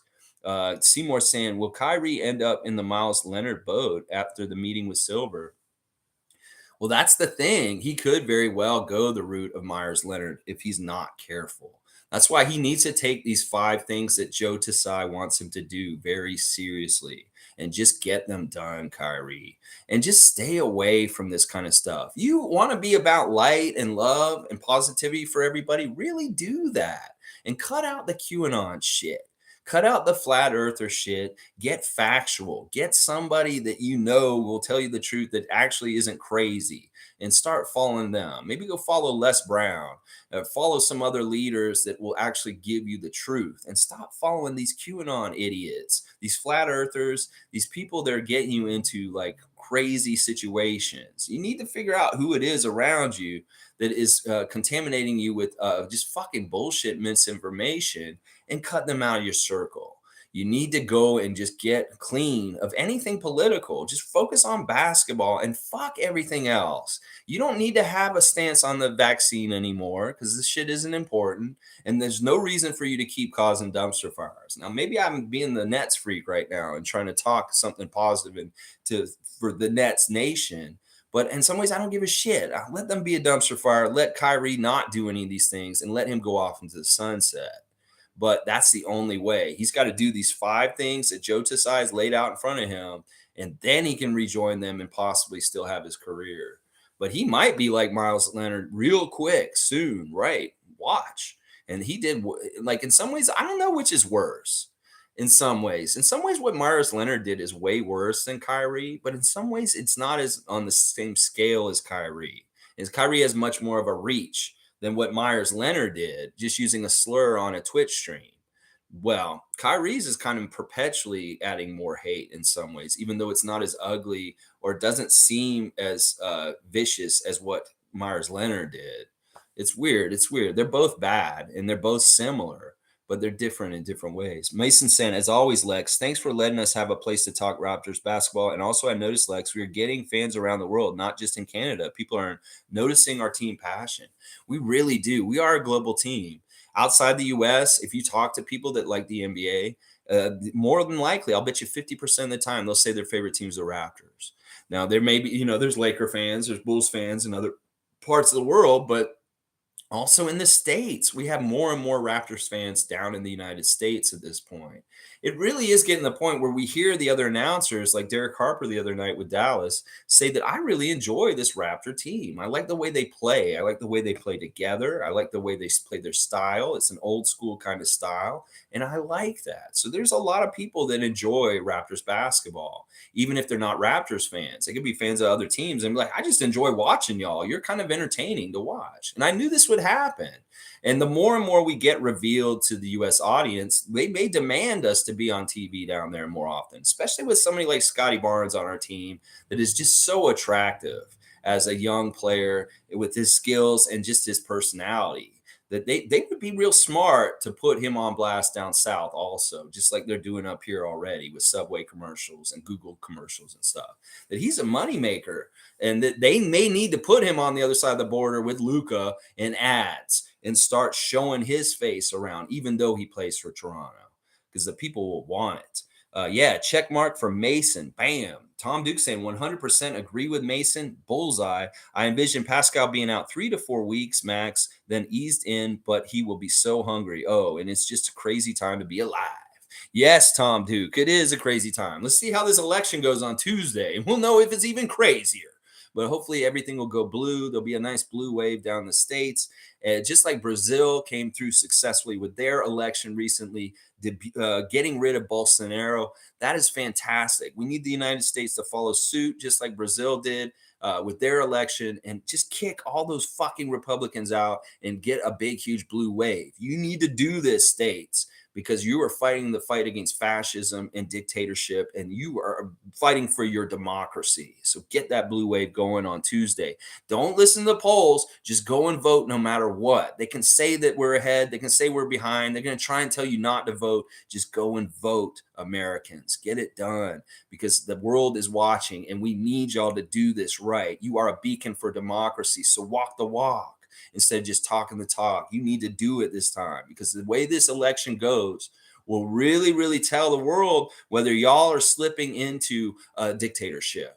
And that democracy is just a bullshit term that doesn't mean anything. That somebody like Donald Trump can have a platform with full of hate and like criminalness and doing all kinds of crazy shit, like trying to overthrow the government. Well, you guys need to get your shit cleaned up and show the world that you're on the right path the way you vote on Tuesday. So get it together, Americans. We're counting on you. We really need y'all to do it right. Yeah, very crazy time to be alive. And I hope you're right, Pascal, only being out like maybe 3 weeks at the most. That may be right around where it is with this groin injury in the past and the history with him and that particular injury. Nameless is saying, I think OG is capable of dominating both sides of the ball each and every night.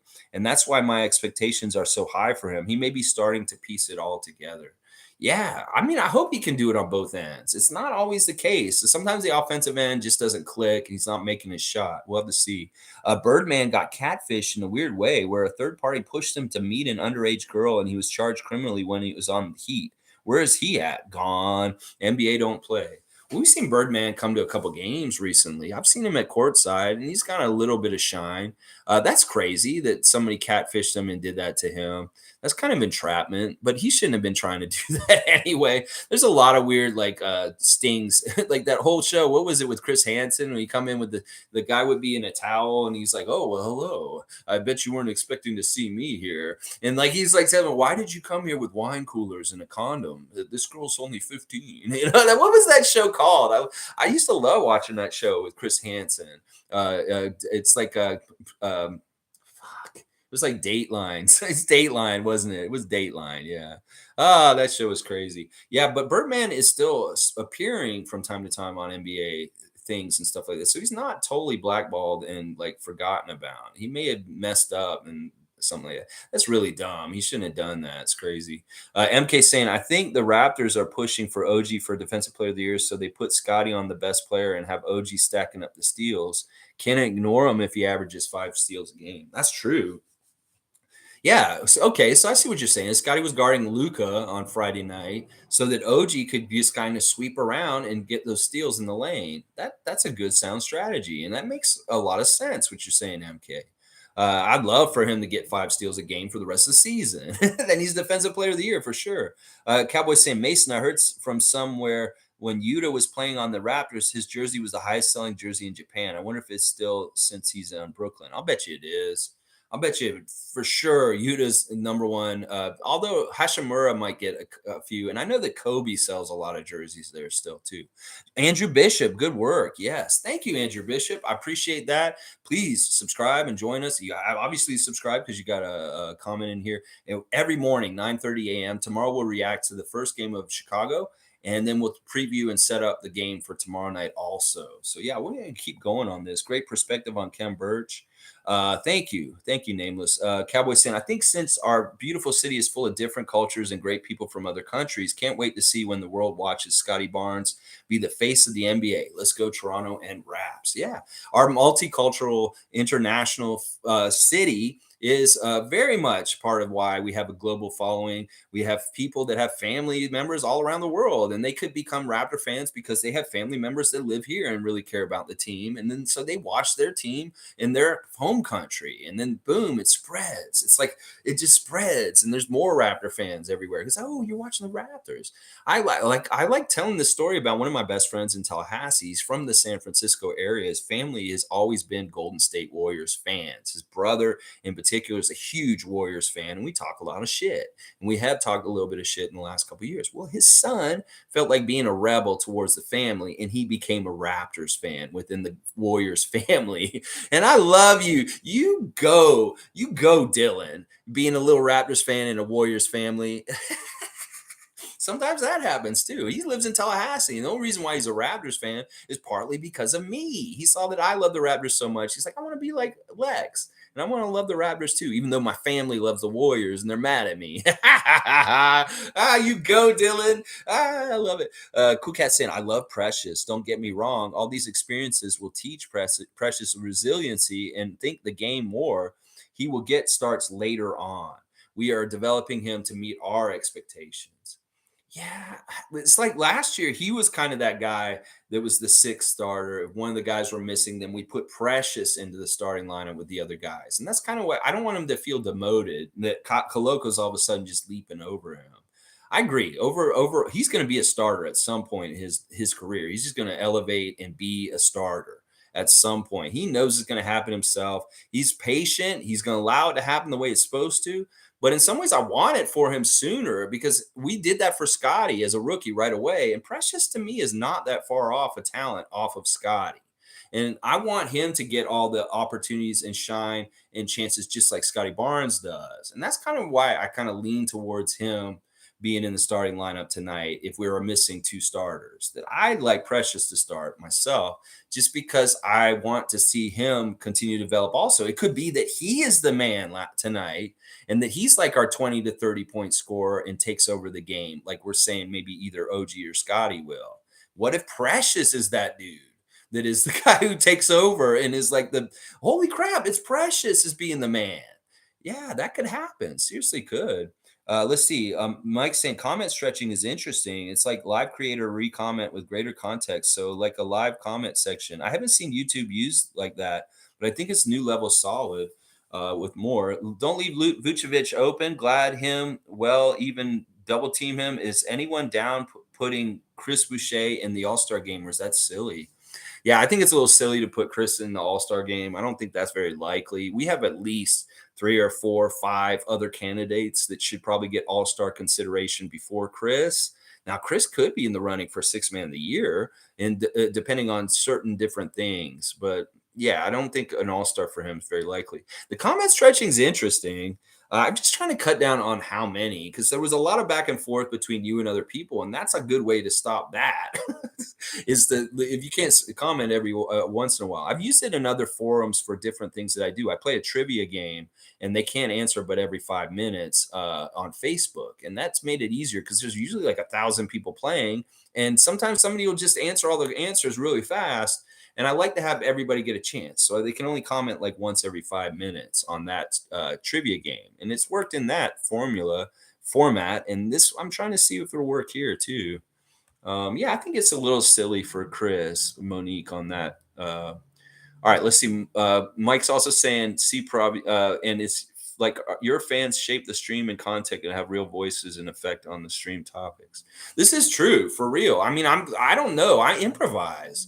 I don't know what y'all are gonna say. Y'all can say the craziest ass shit, and some people have come in here and said some of the crazy ass shit, and I'm just real reacting to it. And I'm not totally a yes man. I will agree with a lot of the positive stuff, the good ideas and stuff like that. But if somebody's off base and they're kind of like, I can't get behind this, I will say it.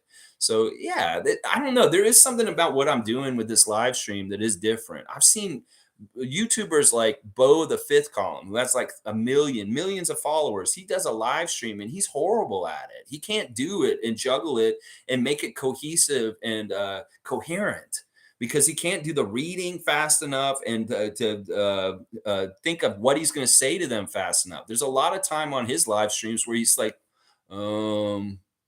yeah. So it really does take a certain skill to do this right. Is like I'm going on the fly with no net, and I may say something totally stupid, and I do quite often, and that maybe that's part of the charm. Y'all don't know what I'm going to say, and I don't know what I'm going to say even myself. But I better appreciate it, and I like the way you're kind of describing things on the channel. It is true. I really want y'all to have a voice. This isn't a one-way show. This is definitely y'all are an equal partner with me. It's like 50-50, me and y'all as a collective together. Is very much, and I will give y'all a lot of credit for the building this channel and making it what it is. It's nothing without you guys, for sure. Because I was going to do what you're doing, Mike. I was just going to make content and let people kind of find it later. But the live stream thing kind of happened by accident. I would go on and just film it live because like, I don't want to edit anything. I'll just film it live and put it up. Well, people start showing up and start talking to me. And I wasn't expecting that. And I was like, whoa, somebody's here talking to me. I think it was like Sue and G and Tom Duke. They were like some of the very beginning people that were here. And I was like, whoa, they're talking to me. So I felt like I had to talk to them. And that's how it kind of turned into a live stream interactive. It wasn't intended in the beginning. I wasn't going to do it that way. It's really happened naturally and weird.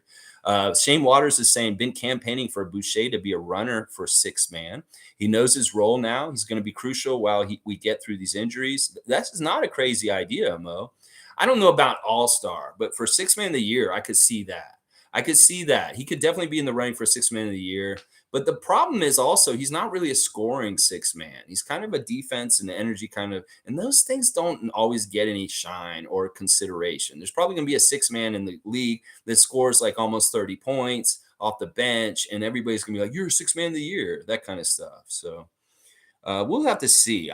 Wish good things for Chris, and hopefully he is like the sixth man of the year. That'd be great. Patrick Douglas saying, thanks, Lex. As usual, you're informed and not a fraud.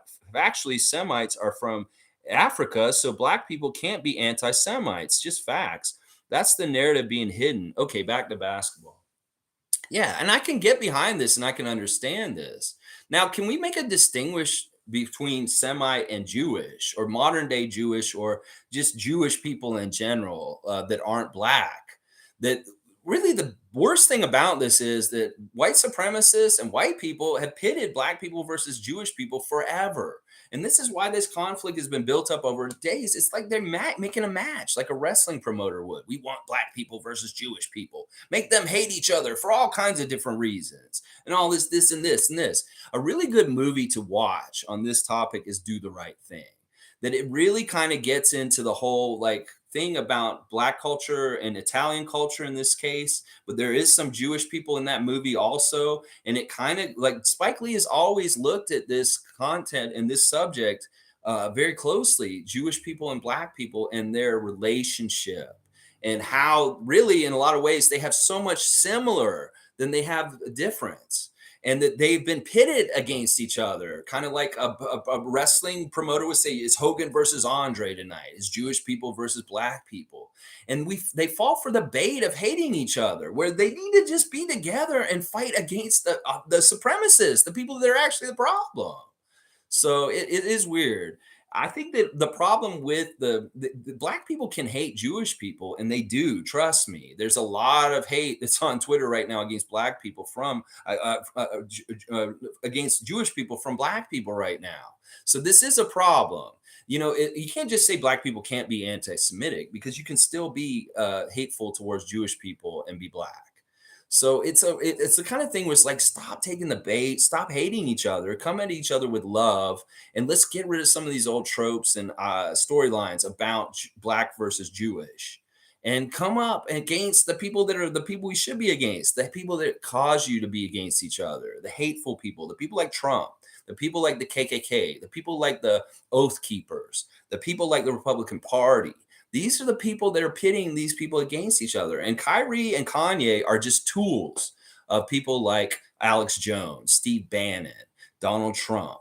They are tools for them to perpetuate divide and hate between Jewish people and black people. And too many people are taking the bait and just hating Jewish people because of what's happening to Kyrie right now. And too many people on the Jewish side are just hating black people because of this and the situation stuff like that. Stop taking the general hate and understand that they want you to hate each other, and don't fall for it. Because when you don't, that's the whole way we win, is we just love each other. Then these fucking idiots that want everybody to hate each other lose. And that really is what it is there. Now, I understand the argument that Kyrie's making, that he can't be an anti-Semite because he's a Semite himself. But in some ways, he's somewhat detached from actual, like, not actual, but a different kind of Judaism. And then that's the problem, is like that he's detached from it, and maybe that like he's not being totally fair or helpful to like an Orthodox Jew or a Hasidic Jew. Maybe like the black Hebrew Jews, sure, he's cool with, but is he totally cool with every Jew is what I'm saying. So I don't know. We're in really weird places today, but I'm glad we're talking about it. And Kyrie really has brought out this subject, and we need to understand it more. And the more we understand it and are informed about it, unlike him, the better we can deal with it. And that's what I'm saying. Don't take the bait. Don't hate Jewish people just because of Kyrie, and don't hate black people just because of Kyrie either. So that's what they want. And this is all, he's just being a tool. He's a tool being used by people that want people to hate. Let's see. Seymour Pape is saying Boucher is fine. We're Canadian, not overweight greaseheads. Go from the most serious subject to that comment. Awesome, Seymour. You're a badass. Seymour saying, although a little weight wouldn't hurt him. Yeah, I don't need him to go to the buffet, the Mandarin, with Chet Holmgren and lock Boucher in the room for 4 hours at the buffet, just eating a bunch of crab legs, a bunch of good Chinese food at the Mandarin for like 4 hours. You can't leave Chet Holmgren until you put some weight on you. No, Chris isn't at that stage. He's kind of because he's 30 now, basically. He's almost 30. He's really not gonna, he's getting muscle, but he's not really gonna alter his body too much more at this point. We're getting what we're getting. But this is the thing, he's doing great. He's holding his own size wise and strength wise with most bigs in the NBA. And in fact, I love, like I said, the way he's baiting fouls off rebounding positioning right now is so masterful. It's Dennis Rodman kind of shit that he can get onto the foul line just from positioning for rebounds these days. And I love it. You keep going, Chris. And that's not affecting him that he's so skinny in those situations. He's getting to the line. He's playing physical. He's playing well with defense. He's taking charges. Nobody's really bodying him and getting him out of the way at this point. He's really playing good defense. And that's what Koloko will learn more and more as he fills out more also with his strength and size. That he will hopefully be able to hold his own and hold his position. Because that's one of the hardest things for Christian at this point is to hold his position down low against somebody like Nikola Vucevic, who has more weight than him. So he gets more strong. That's going to help a lot. And I think that Koloko will have an easier time building muscle than Chris Boucher did. And we may see him very muscle bound in like 2 years from now. Christian Koloko could be looking real big very quickly. Seymour saying, I like that he can get up and down the court faster than most. Yeah, that you don't want to sacrifice that speed for too much size. And being light is part of why Boucher is such an energetic force on the court. Boucher has beef with Ronnie 2K just over his speed. Ronnie 2K, everybody has beef with him. Clay really hates him. Clay Thompson, he's been going at it with him a couple times. He's so mad at him. It's hilarious. He's a guy who makes a video game. Come on, man. Yeah, I can see where Boucher would be like, look at the way I'm running up and down the court. Maybe you need to adjust the speed rating, Ronnie 2K. Watch some Chris Boucher and give him a little bit more speed on his rating in the game. Of course, 2K23 is broken, according to Scottie Barnes. Fuck that game is what he's saying basically at this point. You go on Twitch with Scottie, you ain't gonna see him play 2K23 because the game's broken to him. It's like, he said this basically over and over again. Why the fuck am I gonna play NBA 2K23? I'm playing it in real life. I don't need to play this game in this virtual world anymore because people are seeking me out to try and beat me because they see the little NBA logo above my name and they know it's Scottie Barnes and they want to make themselves famous. So they want the smoke. They come in, they fuck me up on the court. And I'm like, okay, sure. You play this game 15 hours a day, 7 days a week. I get to play this game, a couple hours here and there throughout the week. So yeah, of course you're better than me and your players have built up better than me. I'm playing the real 2K23 in real life on a real NBA court against real Luka Doncic. So you go ahead and have your little virtual world on there. I'm going to go play on the other court, the real one. And that's how Scottie's attitude is towards NBA 2K at this point. He's given up on playing it on his Twitch. And people come in there, ask him to say, play 2K, Scottie. He's like, nope, not playing it. It's broken. I hate it. It's like what he's saying basically right now. Because he hates it. He gets so frustrated when he gets on there. That other teams just kill him and then they have bragging rights and he's just like, he can't stand losing. He really can. And he's losing on 2K, so he don't want to play it no more. And it's not his fault totally. Yeah. It's funny. Yeah. Fun guy. I think Boucher's quick as shit too. Ronnie needs to give him some respect. MK saying Toronto Raptors forward Pascal Siakam will be out indefinitely. The team will reevaluate the 28-year-old in 2 weeks. Ooh, where are you seeing that, MK? That may be on Twitter already. I've been on for a couple hours already, so that may have came out in the last 2 hours. I don't like to hear that. So we're here in at least 2 weeks. Calculating that's about 10 games right now. Let's see. Monique saying Pascal evaluation in 2 weeks via Shams. Okay, so that's from Shams. So they looked at it. They're not sure.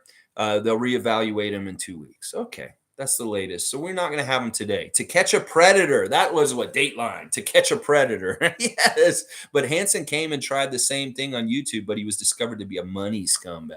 Well, yeah, of course he was a scumbag.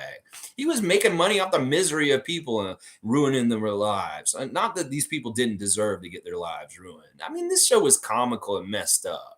And yeah, it's really sad and depressing. The people who would come there, like teachers and police officers and firefighters and something like, what is your regular job? And you're showing up to this person's condo and you think this is a 15-year-old girl and you come with wine coolers and condoms? Like, why are you here? Are you her dad? What are you doing here? I'm not her dad. I'm Chris Hansen from Dateline To Catch a Predator. Oh shit! I'm out of here. They tried to run. The police would be outside. That show was pretty entertaining, although it's kind of depressing and messed up too. Hirsch C, good to see another new name. I hope you'll join us every day. Do we know what part of the movie was hate? Haven't heard which part it was. Well, Hirsch, there's parts of it that talk about old ideologies about Judaism where certain Jewish people were demonic and satanic.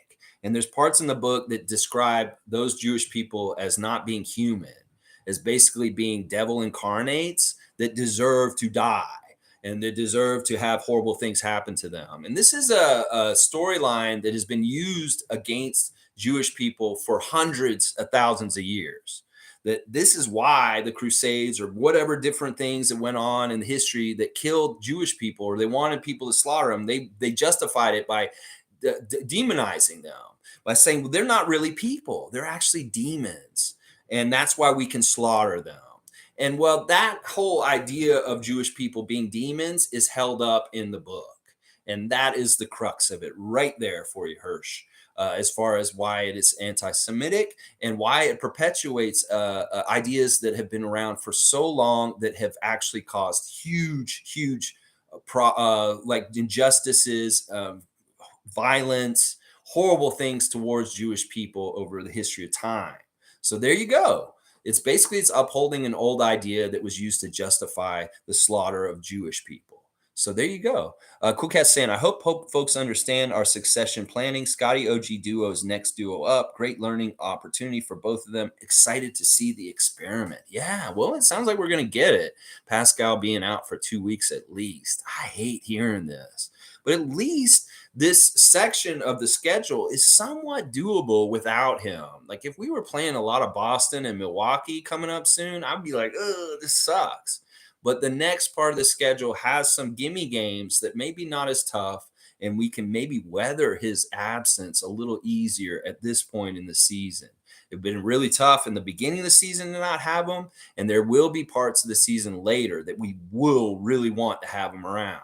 But this may be a period of time in the schedule that may actually work out, that it's not too horrible missing Pascal right now. We hate hearing this, but hopefully it is just 2 weeks and not very long at all. Country Kong saying, should I pick up Coloco in fantasy? Sure. I mean, we Bradley has him in our fantasy league, but I think you should. Yeah, I would say get any Raptor you enjoy watching and playing. Coloco's not going to get you a lot of points. And, you know, in some ways, he's not a good fantasy player right now. He's not getting a lot of rebounds either. So maybe not. I mean, it's tough. If you like him and you want to have him out there, sure. But I wouldn't bet on him to have huge numbers. It maybe isn't the best person to have your fantasy team. Although, you know, be like Bradley and just love him and have him on your team and play him anyway. I don't know. I would say no. I would say no. You shouldn't probably have him on your fantasy team. Patrick's saying OG has been man next up for us and will continue to be. Go, OG, go. Yeah, he showed it a couple times last year. He showed it earlier in the preseason when Pascal didn't play that last preseason game. He was the man. He stepped up and he was our leading scorer. He was the leading scorer on the game on Friday night. Even with Pascal being there and missing part of the game, OG was the leading scorer then too. So yeah, I think that's right. He's the heir apparent to that being the man when somebody's gone, like Pascal. Cowboy saying, enjoy your days, guys and gals. I got to go tell anyone you know about Lex and the channel. Let's grow the Raptors cult. Let's go, Raptors. We win by 10 tonight. Later, enjoy your night, everybody. I love it. I love it, Bradley. I love so much about what you just said. I hope we win by 10 points tonight. It is the kind of thing, because Ed Malloy is our ref, we need to get a good double-digit lead, so he can't do anything funny at the end of the game where he tries to hand the game to the Bulls in his refereeing. So we need to get that double-digit lead tonight and control this game very strongly so that Ed Malloy cannot do any kind of manipulation to try and help Chicago win, because his presence being here very much, I take it as he's anti-Toronto and that he's going to try and help the Bulls win tonight. So be aware of that and watch out for Ed Malloy's calls. Hot Take Jay saying, can't wait to see Fred play. I really hope Fred's playing tonight. That would be a great switch. If we're not going to have Pascal tonight, we need another leader, another veteran. Fred would very much help coming back today. Let's see. Logical saying, wow, I have been forming an international expansion Masai theory and effect on the global Raptors brand, and I missed looking and even thought of the family logic piece in it, like overseas. Yeah, connections with people. We have a lot of people here in Toronto from all around the world, and it's real easy. You come and visit your uncle in Toronto, and he's like, I love the Raptors. And then you go home, and you're like, my uncle liked the Raptors so much. I lived in a place in Kensington Market a couple years ago. It was a rooming house, and I had a person who came and lived in the rooming house with me from Japan. His name was Daisuke, and I took him to his first ever Raptors game. And this is before Yuta Watanabe was even on the team. I took him to the game, and he's like, I want to know more about the NBA. I'm from Japan, and I took him to the game. And he enjoyed it. He loved it so much. And then right after that, the NBA was going to Japan to play games.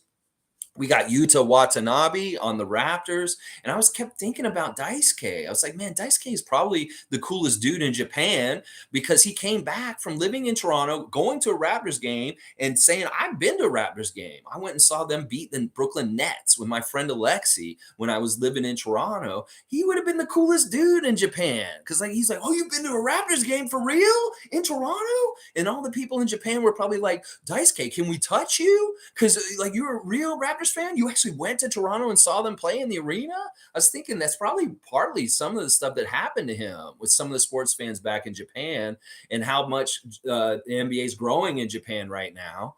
That Daisuke's a cool dude because he went to a Raptors game and hung out with me here and stuff. And then they won the championship, and all this stuff happened after Daisuke came and saw the team. We won the championship. We got Yuta, all this stuff. And so there's just more. I'm pretty sure Daisuke is a huge Raptors fan at this point, living in Japan. And, he's probably one of the cool kids in Japan because he has a real experience being in Toronto and being at a Raptors game. So it's pretty cool. Tom Duke is saying, Mike, you should live stream games. Yeah, you know what, Mike? Maybe you could do it and get away with it. I didn't enjoy doing it myself, but I know a lot of people who have thought about this. Now, here's an idea I have, guys. Listen, I'm thinking about starting a Patreon and having really special content for really, really people that really enjoy my stuff to have an access level to me on a level that's different than just this channel. This will always stay free. This channel and this content, this daily live stream will always stay free. But there is a chance that I may start a Patreon where I actually watch the game and y'all can watch the game with me and hear me react in live time. But that would be an extra, and that would be a Patreon where you have to pay to be one of my patrons to be able to have that access. So if anybody's interested in that kind of idea, I may still do that. And it would also allow me to possibly do the music reactions on the Patreon. So anybody who's interested in watching me watch music videos and break them down and kind of talk about music theory and artists and their history, that may be part of the paid content also. So I'm kind of jostling around in my head that maybe this is what I do with my Patreon is I do live reaction to the games that way. And it's extra it's content that's you have to pay for though. So we'll see how it is. We'll always have this live part, this live stream in the morning for free for sure. There may be some sort of paid content that's extra that you guys may want. Who knows? We'll have to see. Let's see. Good idea. Yeah, I think it's a good idea for Mike to try it out. I think everybody should try it out and see if they like it and if they're good at it. I know Luca does it pretty regularly. I know that Chris's Sports Corner, he does it. And they, with mixed results. I think the Raptors Digest kids did it for a little bit too. Come to Toronto, Kyrie. No. Country Kong, no. No. He couldn't even come to Toronto for a while because he wasn't vaccinated. Seymour saying, Radio Raheem. Damn, I'm still feeling his pain. Yeah, Radio Raheem was the best, man. I love that character so much because in some ways, he really does embody something about the spirit. I was like, dude, I'm just going to do who I am and I'm going to be who I am. And then what happened in that movie has just been echoed so much in real life with people like Eric Garner and George Floyd, the way he got choked out and stuff in that movie by Spike Lee showing that. That's, man, we haven't learned anything. that Spike Lee could make this movie way back in the end of the 80s, the early 90s, and this shit is still very prevalent and happening in society with things like that. Radio Raheem, uh, rest in power. And the actor who played him died in the recent years, and that was sad too. I didn't like hearing that he had died. Mike saying maybe one day, I don't know. I don't want to step on toes, and if I'm going to do it, I would want to upgrade my play set terms and play set recognizing real time and be able to offer like live breakdown. Need developing. He needs developing too, just like our young players. Yeah, I mean that's part of it. See, to me, I don't want to have to worry about y'all in comments. I want to just watch the game. Like I get so easily distracted that I really have to focus on the game and I'll miss things if I don't pay attention to it. So I really laser focus and I don't try and look at anything. That's why I don't comment with you guys on Facebook during the game either, hardly, is because I am just really intently watching every little thing that I can and trying not to get messed up.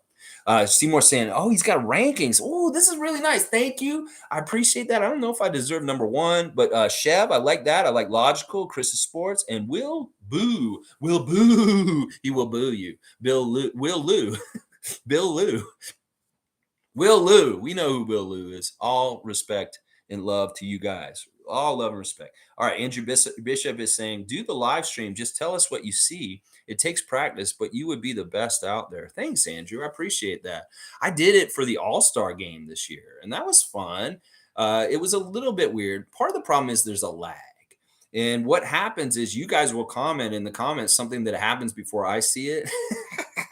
And it ruins the game for me. It's like, oh man, I know that Fred's going to make a three because somebody would write it in there right when it happens, and it wouldn't come up on my screen for another like 10 seconds. And that was part of the problem too, is there's a lag with watching it and getting it up on the same time. But I would love to do this if I could make it work, because I think it would be fun. And I appreciate you saying I'd be one of the best out there. You know, that is true. Sometimes I'll watch the game with the volume low and I'll just act like I'm the commentators and I'll actually call the game like a play by play. I'll say, OG to the corner, Chris for three in the corner. He made it, where instead of getting them as the announce crew, you might get me sitting there kind of calling the game in that way. That's kind of my style when I do it, is I'll actually call the game like I'm the play-by-play and maybe add a little color in there too.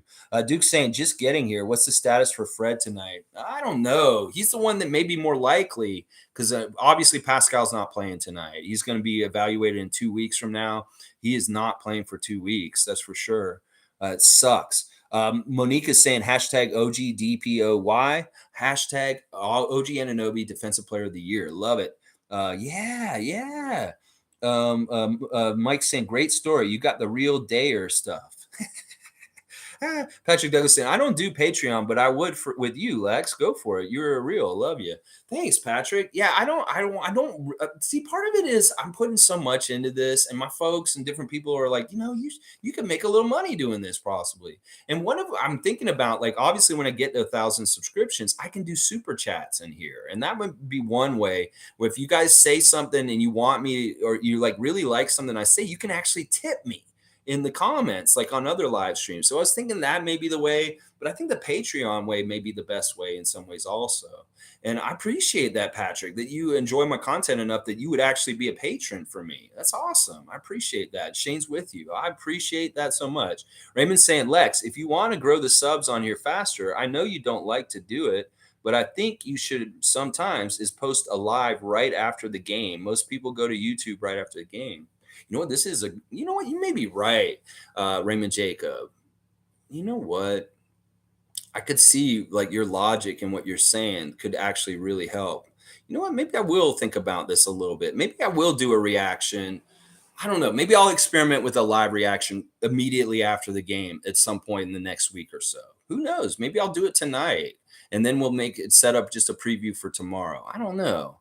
I'll have to think about this. It may not work for me too, because once again, my head is not the same at 10 p.m. at night as it is at 9 a.m. in the morning. By the end of the day, I'm pretty tired, and sometimes I'm not as sharp, especially after smoking so much marijuana all day.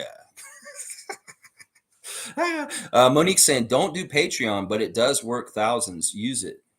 Yeah, I might do it. I'm not sure though. I'm real. I see how it works for other people and content makers, and it's appealing. Who knows? Duke's saying, "Man, participating on fantasy basketball is annoying. Injuries, injuries, injuries." Yeah, and just you want to just keep pace and make sure that your numbers at the bottom. They're saying that you're the plus or minus on pace for 82 games in those positions. Is kind of work with that.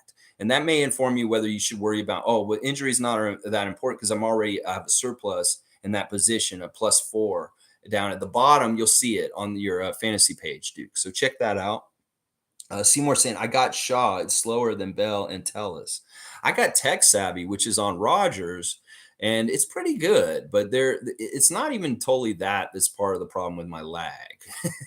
There's other issues for the reason why I have a lag. Mike saying, I would be down to help Freak Nation on the game stream. I'm not a big focus on me guy, even though it might seem that way. Promoting isn't my favorite, not gonna lie. And Mo Patreon, you can show the game. Yeah, maybe on Patreon, maybe I can.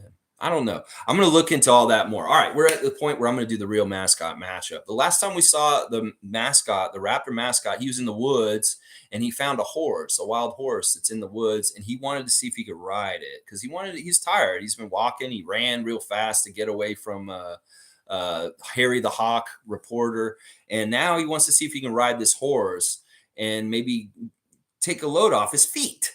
Well, he's trying to get up on the horse, and he's kind of up on it. The horse is kind of a little jostly, and he's kind of like, he's grabbing its hair, and the horse didn't like it, kind of grabbing its hair to try and get up on it, and it kind of like bucks a little bit. He's like grabbing it, and he's getting on it, and he kind of looks like it's a rodeo where he's like getting on the bucking bronco, and he's like, whoa, whoa, whoa, and the horse is kind of just going all around with him, and it's like running around the woods. Really doesn't want him on his back.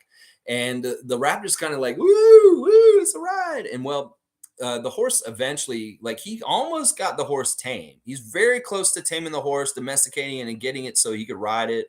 But that he thought he had it. And the horse was kind of like calm for a second. And then the horse all of a sudden just reared up and threw his ass right over into a tree. And the Raptor hit his head on a tree and he's knocked out.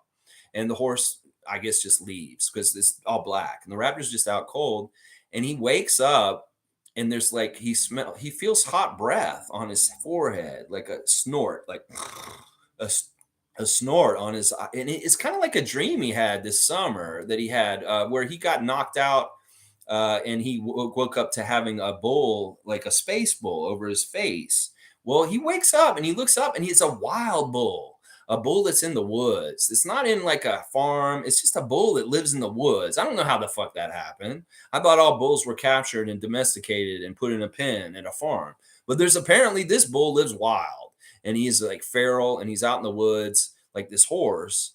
And he's found the Raptor laying there and he's snorting, kind of picking at him, seeing if he's alive. Well, the Raptor's not sure if he should play dead or not because this bull is like not looking like it's a normal bull. It's not like an alien bull like the one he saw in his dream this summer, but it's like a normal bull but it is a full size male big bull, and it's very dangerous. And he doesn't know what to do. So should the Raptor play dead and just lay there and maybe the bull will go away, or is the bull he going to get up and have to run away from the bull because the bull is very big and dangerous, and this isn't the Raptor that can change into a velociraptor anymore. This is just basically a dude. It's a humanoid raptor person that lives in the real world, and he's kind of weird. He's kind of out of place himself, so it's not like he can like Hulk up like he could last year. This is a very different time for the Raptors. It's a very reality based real mascot matchup. So we'll see. Maybe he plays dead, lets the bull sniff around a little bit, and then he goes away. We'll have to find out next time on the real mascot matchup. He seems like he's in a tough spot. For real. Tough spot, man. All right. Let's see. Tom Dukes is saying, I'm with you. Never been on Patreon, but nothing ventured, nothing gained. I like Ray's idea of post-game reaction. Let's go Raptor Freak Nation. Yeah, maybe. I don't know. Well, I'm going to figure this out. Raymond's really giving me a good idea to kind of like think about, because that is good reasoning. And I could see where that could get a real snowball effect, possibly. Raymond's saying, do the morning regular shows and only post lives after the game when we win and in a good mood. If we lose games, don't post if your head's not right. But you may get lots more videos with rant videos. You know what? You might be right, Raymond. I think that you're really helping me today, Ray, because I think you're right. Like maybe if we win today, I'll just do a post game celebratory short little thing. And you know what? It may not even be a live stream. It may be that I just go on and do a chef piece where I just go on and like woohoo and like just talk some shit and just do all that kind of stuff that Chev loves to do in my own way and just kind of do like, yeah, we won, motherfucker.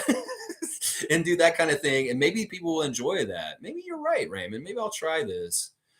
Maybe tonight. Let's see if we win tonight. If we win tonight, maybe I'll do one of these rant videos tonight. So look out for that. And this will totally be because Raymond Jacob made this suggestion today. For sure. I like this. I like this. Nameless is saying it's called cannabis, Lex. If you look at the history of the word marijuana, you'll see it's a derogatory term with a racial connection towards Mexicans. Thank you, Nameless, for calling me out and setting me straight. I knew this, and I don't know why I said that. It's years of growing up in anti-drug Florida, talking about the marijuana. Yeah. You know what? You're right. And I'm glad you brought this up. There's a lot of things that I say that sometimes aren't just right. Like I went to Florida State and we say tomahawk and scalp them and stuff like that all the time down there in that nation, that Florida State with Seminoles and stuff. And that never really was right in that moment either. And thank you. I should say cannabis. You're exactly right. And I got to get that Cheech and Chong word out of my head.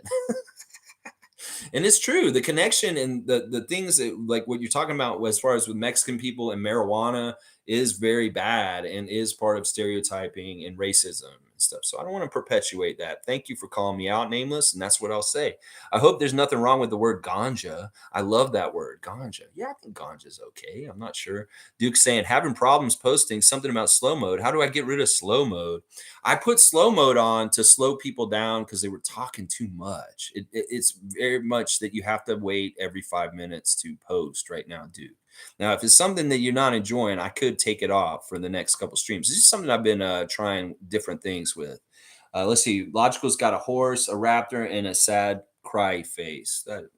We'll have to see what happens. Yeah, that horse did not let us get on that and ride. We lost that one. Andrew is agreeing with Raymond. Monique saying, W stream, Lex. Keep at it, boy. Ray, way to hell. Yeah, thank you, Monique. Thank you, Raymond Jacob. Thank you, Andrew Bishop. Thank you, Mike. Thank you, Duke Rocks. Everybody, you guys have given me some good ideas today and stuff. Raymond Jacob saying, surprised Lex ain't at 2,000 subs yet for reals. Well, down the road, we'll see. Duke Rock's saying it's a fantastic rule. Not going to lie, Lex, you could drop the time and I'm going to stay on 1 silver promo bullet and 5 regs and the 6-shooter. You still remember that thing that I said about the 6-shooter before. I will probably drop the time a little bit. Maybe 5 minutes is too long. Maybe we'll make it just like a minute or two. It's just I was trying to cut down on the amount of comments that I had in this section to make the live streams a little shorter. Is basically that was the whole premise of doing that, Duke. So, all right, let's do a recap for the game tonight. Our injuries are this. The Chicago Bulls have Derek Jones Jr. day-to-day. Zach LaVine is day-to-day. We'll have to pay real close attention to Zach LaVine's whether he's available or not. Kobe White is out. Lonzo Ball is out. And Andre Drummond is out for sure. And that's good. I like that. And then on our side of the ball, it is the 3 guys that we've talked about a lot on the stream. Khem Birch, his knee is made him questionable. Freddie is questionable also for his back. And Pascal is going to be out for 2 weeks at least, from what we're hearing during the stream, to be reevaluated in 2 weeks for his groin. So he is definitely out tonight. We will not have Pascal Siakam tonight. The referee crew is not a friendly crew. We do not like it. Ed Malloy is the head ref. He is a jerk. We hate Ed Malloy. He is a hit job ref. And we need to really, really watch him tonight because I have a feeling he's going to be doing some shady ass shit. Derek Richardson is the most senior ref, and he is probably the most friendly of the 3 refs, but even he is not that friendly towards the Raptors. His favorite musician is Marvin Gaye. I'll give him some points for that. Brandon Schwab is the 3rd ref. He's in his 3rd year as a ref out of Orlando, Florida. He likes the Matrix, and we have a very bad record under him. He's one of the worst records for the Raptors. We have a 25% winning percentage out of 4 games. We've only won 1. And the the Bulls have won every single game under Brandon Schwab. So he is a friendly ref. to the Bulls as is also Ed Malloy. I don't like that crew. I can even tell y'all the crew for the Raptors 905 game that's going to start at 3 o'clock today. Pat O'Connell is the main ref for that game, and he is a ref that we've seen recently on the main roster level. He's not a very long ref. He has not been around very long. And the other two refs are Chelsea Painter and Gerda Gatling. So there's two female refs for the 905 game in Capital City. Pat O'Connell is the crew chief. So there's your ref check for the 905 at 3 o'clock. So remember, you can watch the 905 at 3 o'clock, and then boom, as soon as that game's over, the Bulls game will be on at 6 o'clock for the Raptors hosting the Bulls today. Yeah, that's going to be fun. Jimmy Pope's saying, Scottie time, baby. Scottie, you know the vibes, baby. You know what time it is. Big dubs, babe. Big four, baby. Yeah, Scottie time. Fun guys saying, like I said the other day, Raptors haven't beaten Kevin Durant and Luka Doncic in like 3 years now, and DeRozan we have won against recently, but rarely recently. Yeah, that is something I really think about when I do these previews is how have we done against this team in recent past? And the Bulls are a team we've struggled with. We're very 50-50 with them. It's sometimes we do very well against them and we win, but quite often we have a struggle against them and it's a really hard game and DeMar ends up winning the game because he's the dominant best player on the court. And I think the Bulls have beat us more often than we beat them in some ways in the last couple of years. I think we were 3-1. They were 3-1 against us last year. I think we only beat them one game last year. So, yeah, it's tough. They've had our number, and we need to show that we're going to beat them this year, though. It's because I think the Bulls are actually better than they were last year in some ways. But once again, they're a mystery to me. Why aren't they better? They have such good personnel. They should have a much better team with what I see on their paper, on the roster. The results on the court are not adding up to what they seem like they should be doing, is the way I feel about it. Duke saying, sounds good. Maybe drop the time, though. 5 minutes, way too long. Yeah, I'll drop that time for sure. Cece says she joined the Patreon, too. Awesome. And it's not like I would make it a big amount or anything. I make it a very small amount. And just make it something nice and easy. Hi, Cece. Yeah, it was good to see Cece too. All right, y'all. So tonight, let's just hope for a good, clean game. No ref manipulation from Ed Malloy. Hopefully, we can contain DeMar to a degree with OG Anunoby. We'd like to see which Raptor is going to step up and take the being the man role since Pascal's going to be out and Fred is not for sure going to be there. Is it going to be a Scottie and OG show? Is it going to be a Gary Trent show? Could it be a Precious show? Just out of the blue, Precious just rises up and says, today's my day, y'all. I'm taking this. I'd love to see that in some ways. Well, somebody's going to have to step up and carry water for the Raptors. It's going to be exciting and fun to see. Always entertaining to watch them play, win or lose. And hopefully they will win tonight. And I will go live after the game, like Raymond Jacob has suggested. I remember everything. It's my superpower. Just kidding. But it's next level. You know what? Actually, I'm the same way, Mike. I remember everything too. Like I remember stuff that we were saying last year. Different people said stuff. Like I'll give credit for things that like people said way months ago because I remember that they said it at that time and that, oh yeah, I got to say that. Yeah, that's right. You did say that. So yeah, having a good memory is very good, especially doing the thing I'm doing right now. I have to have a good memory because I'm coming off the top of my head with a lot of this information. And I know that you're the same way. You have to sort out all the things you do on your channel and how you put your content together. You have to have a good memory also. I can see that. Let's go. Enjoy the day, everyone. We're just at 2.5 hours. I'm going to go ahead and log off right now. Thanks for watching me. If you enjoy my content, hit that subscribe button and please share it. If you feel like sharing it, putting it on blast anywhere, I don't hate that at all. I appreciate that very much. Cheers. Go Raptors. I love to hear that from Andrew Bishop. And y'all just have a good Sunday. Get outside, touch grass, like Scottie would say, for a little while, but then come back in and watch the 905 play the Capital City Go-Go and then the Toronto Raptors versus the Bulls tonight. Let's go Raptors. Let's not mess around. Let's let DeMar get some good vibes, get some cheers from the crowd, and then we'll boo the shit out of Goran Dragic, and hopefully we'll just beat down the fucking Bulls tonight because we want to win the one here in our building. But if we lose the one here in our building, we damn for sure better go to their building and beat them on their court then too. Because we got to get at least one of these games, if not both of them. I'd love to sweep the Bulls in the next 2 days. Peace out, Jimmy Pope, and all the best, guys. Let's go Raptors!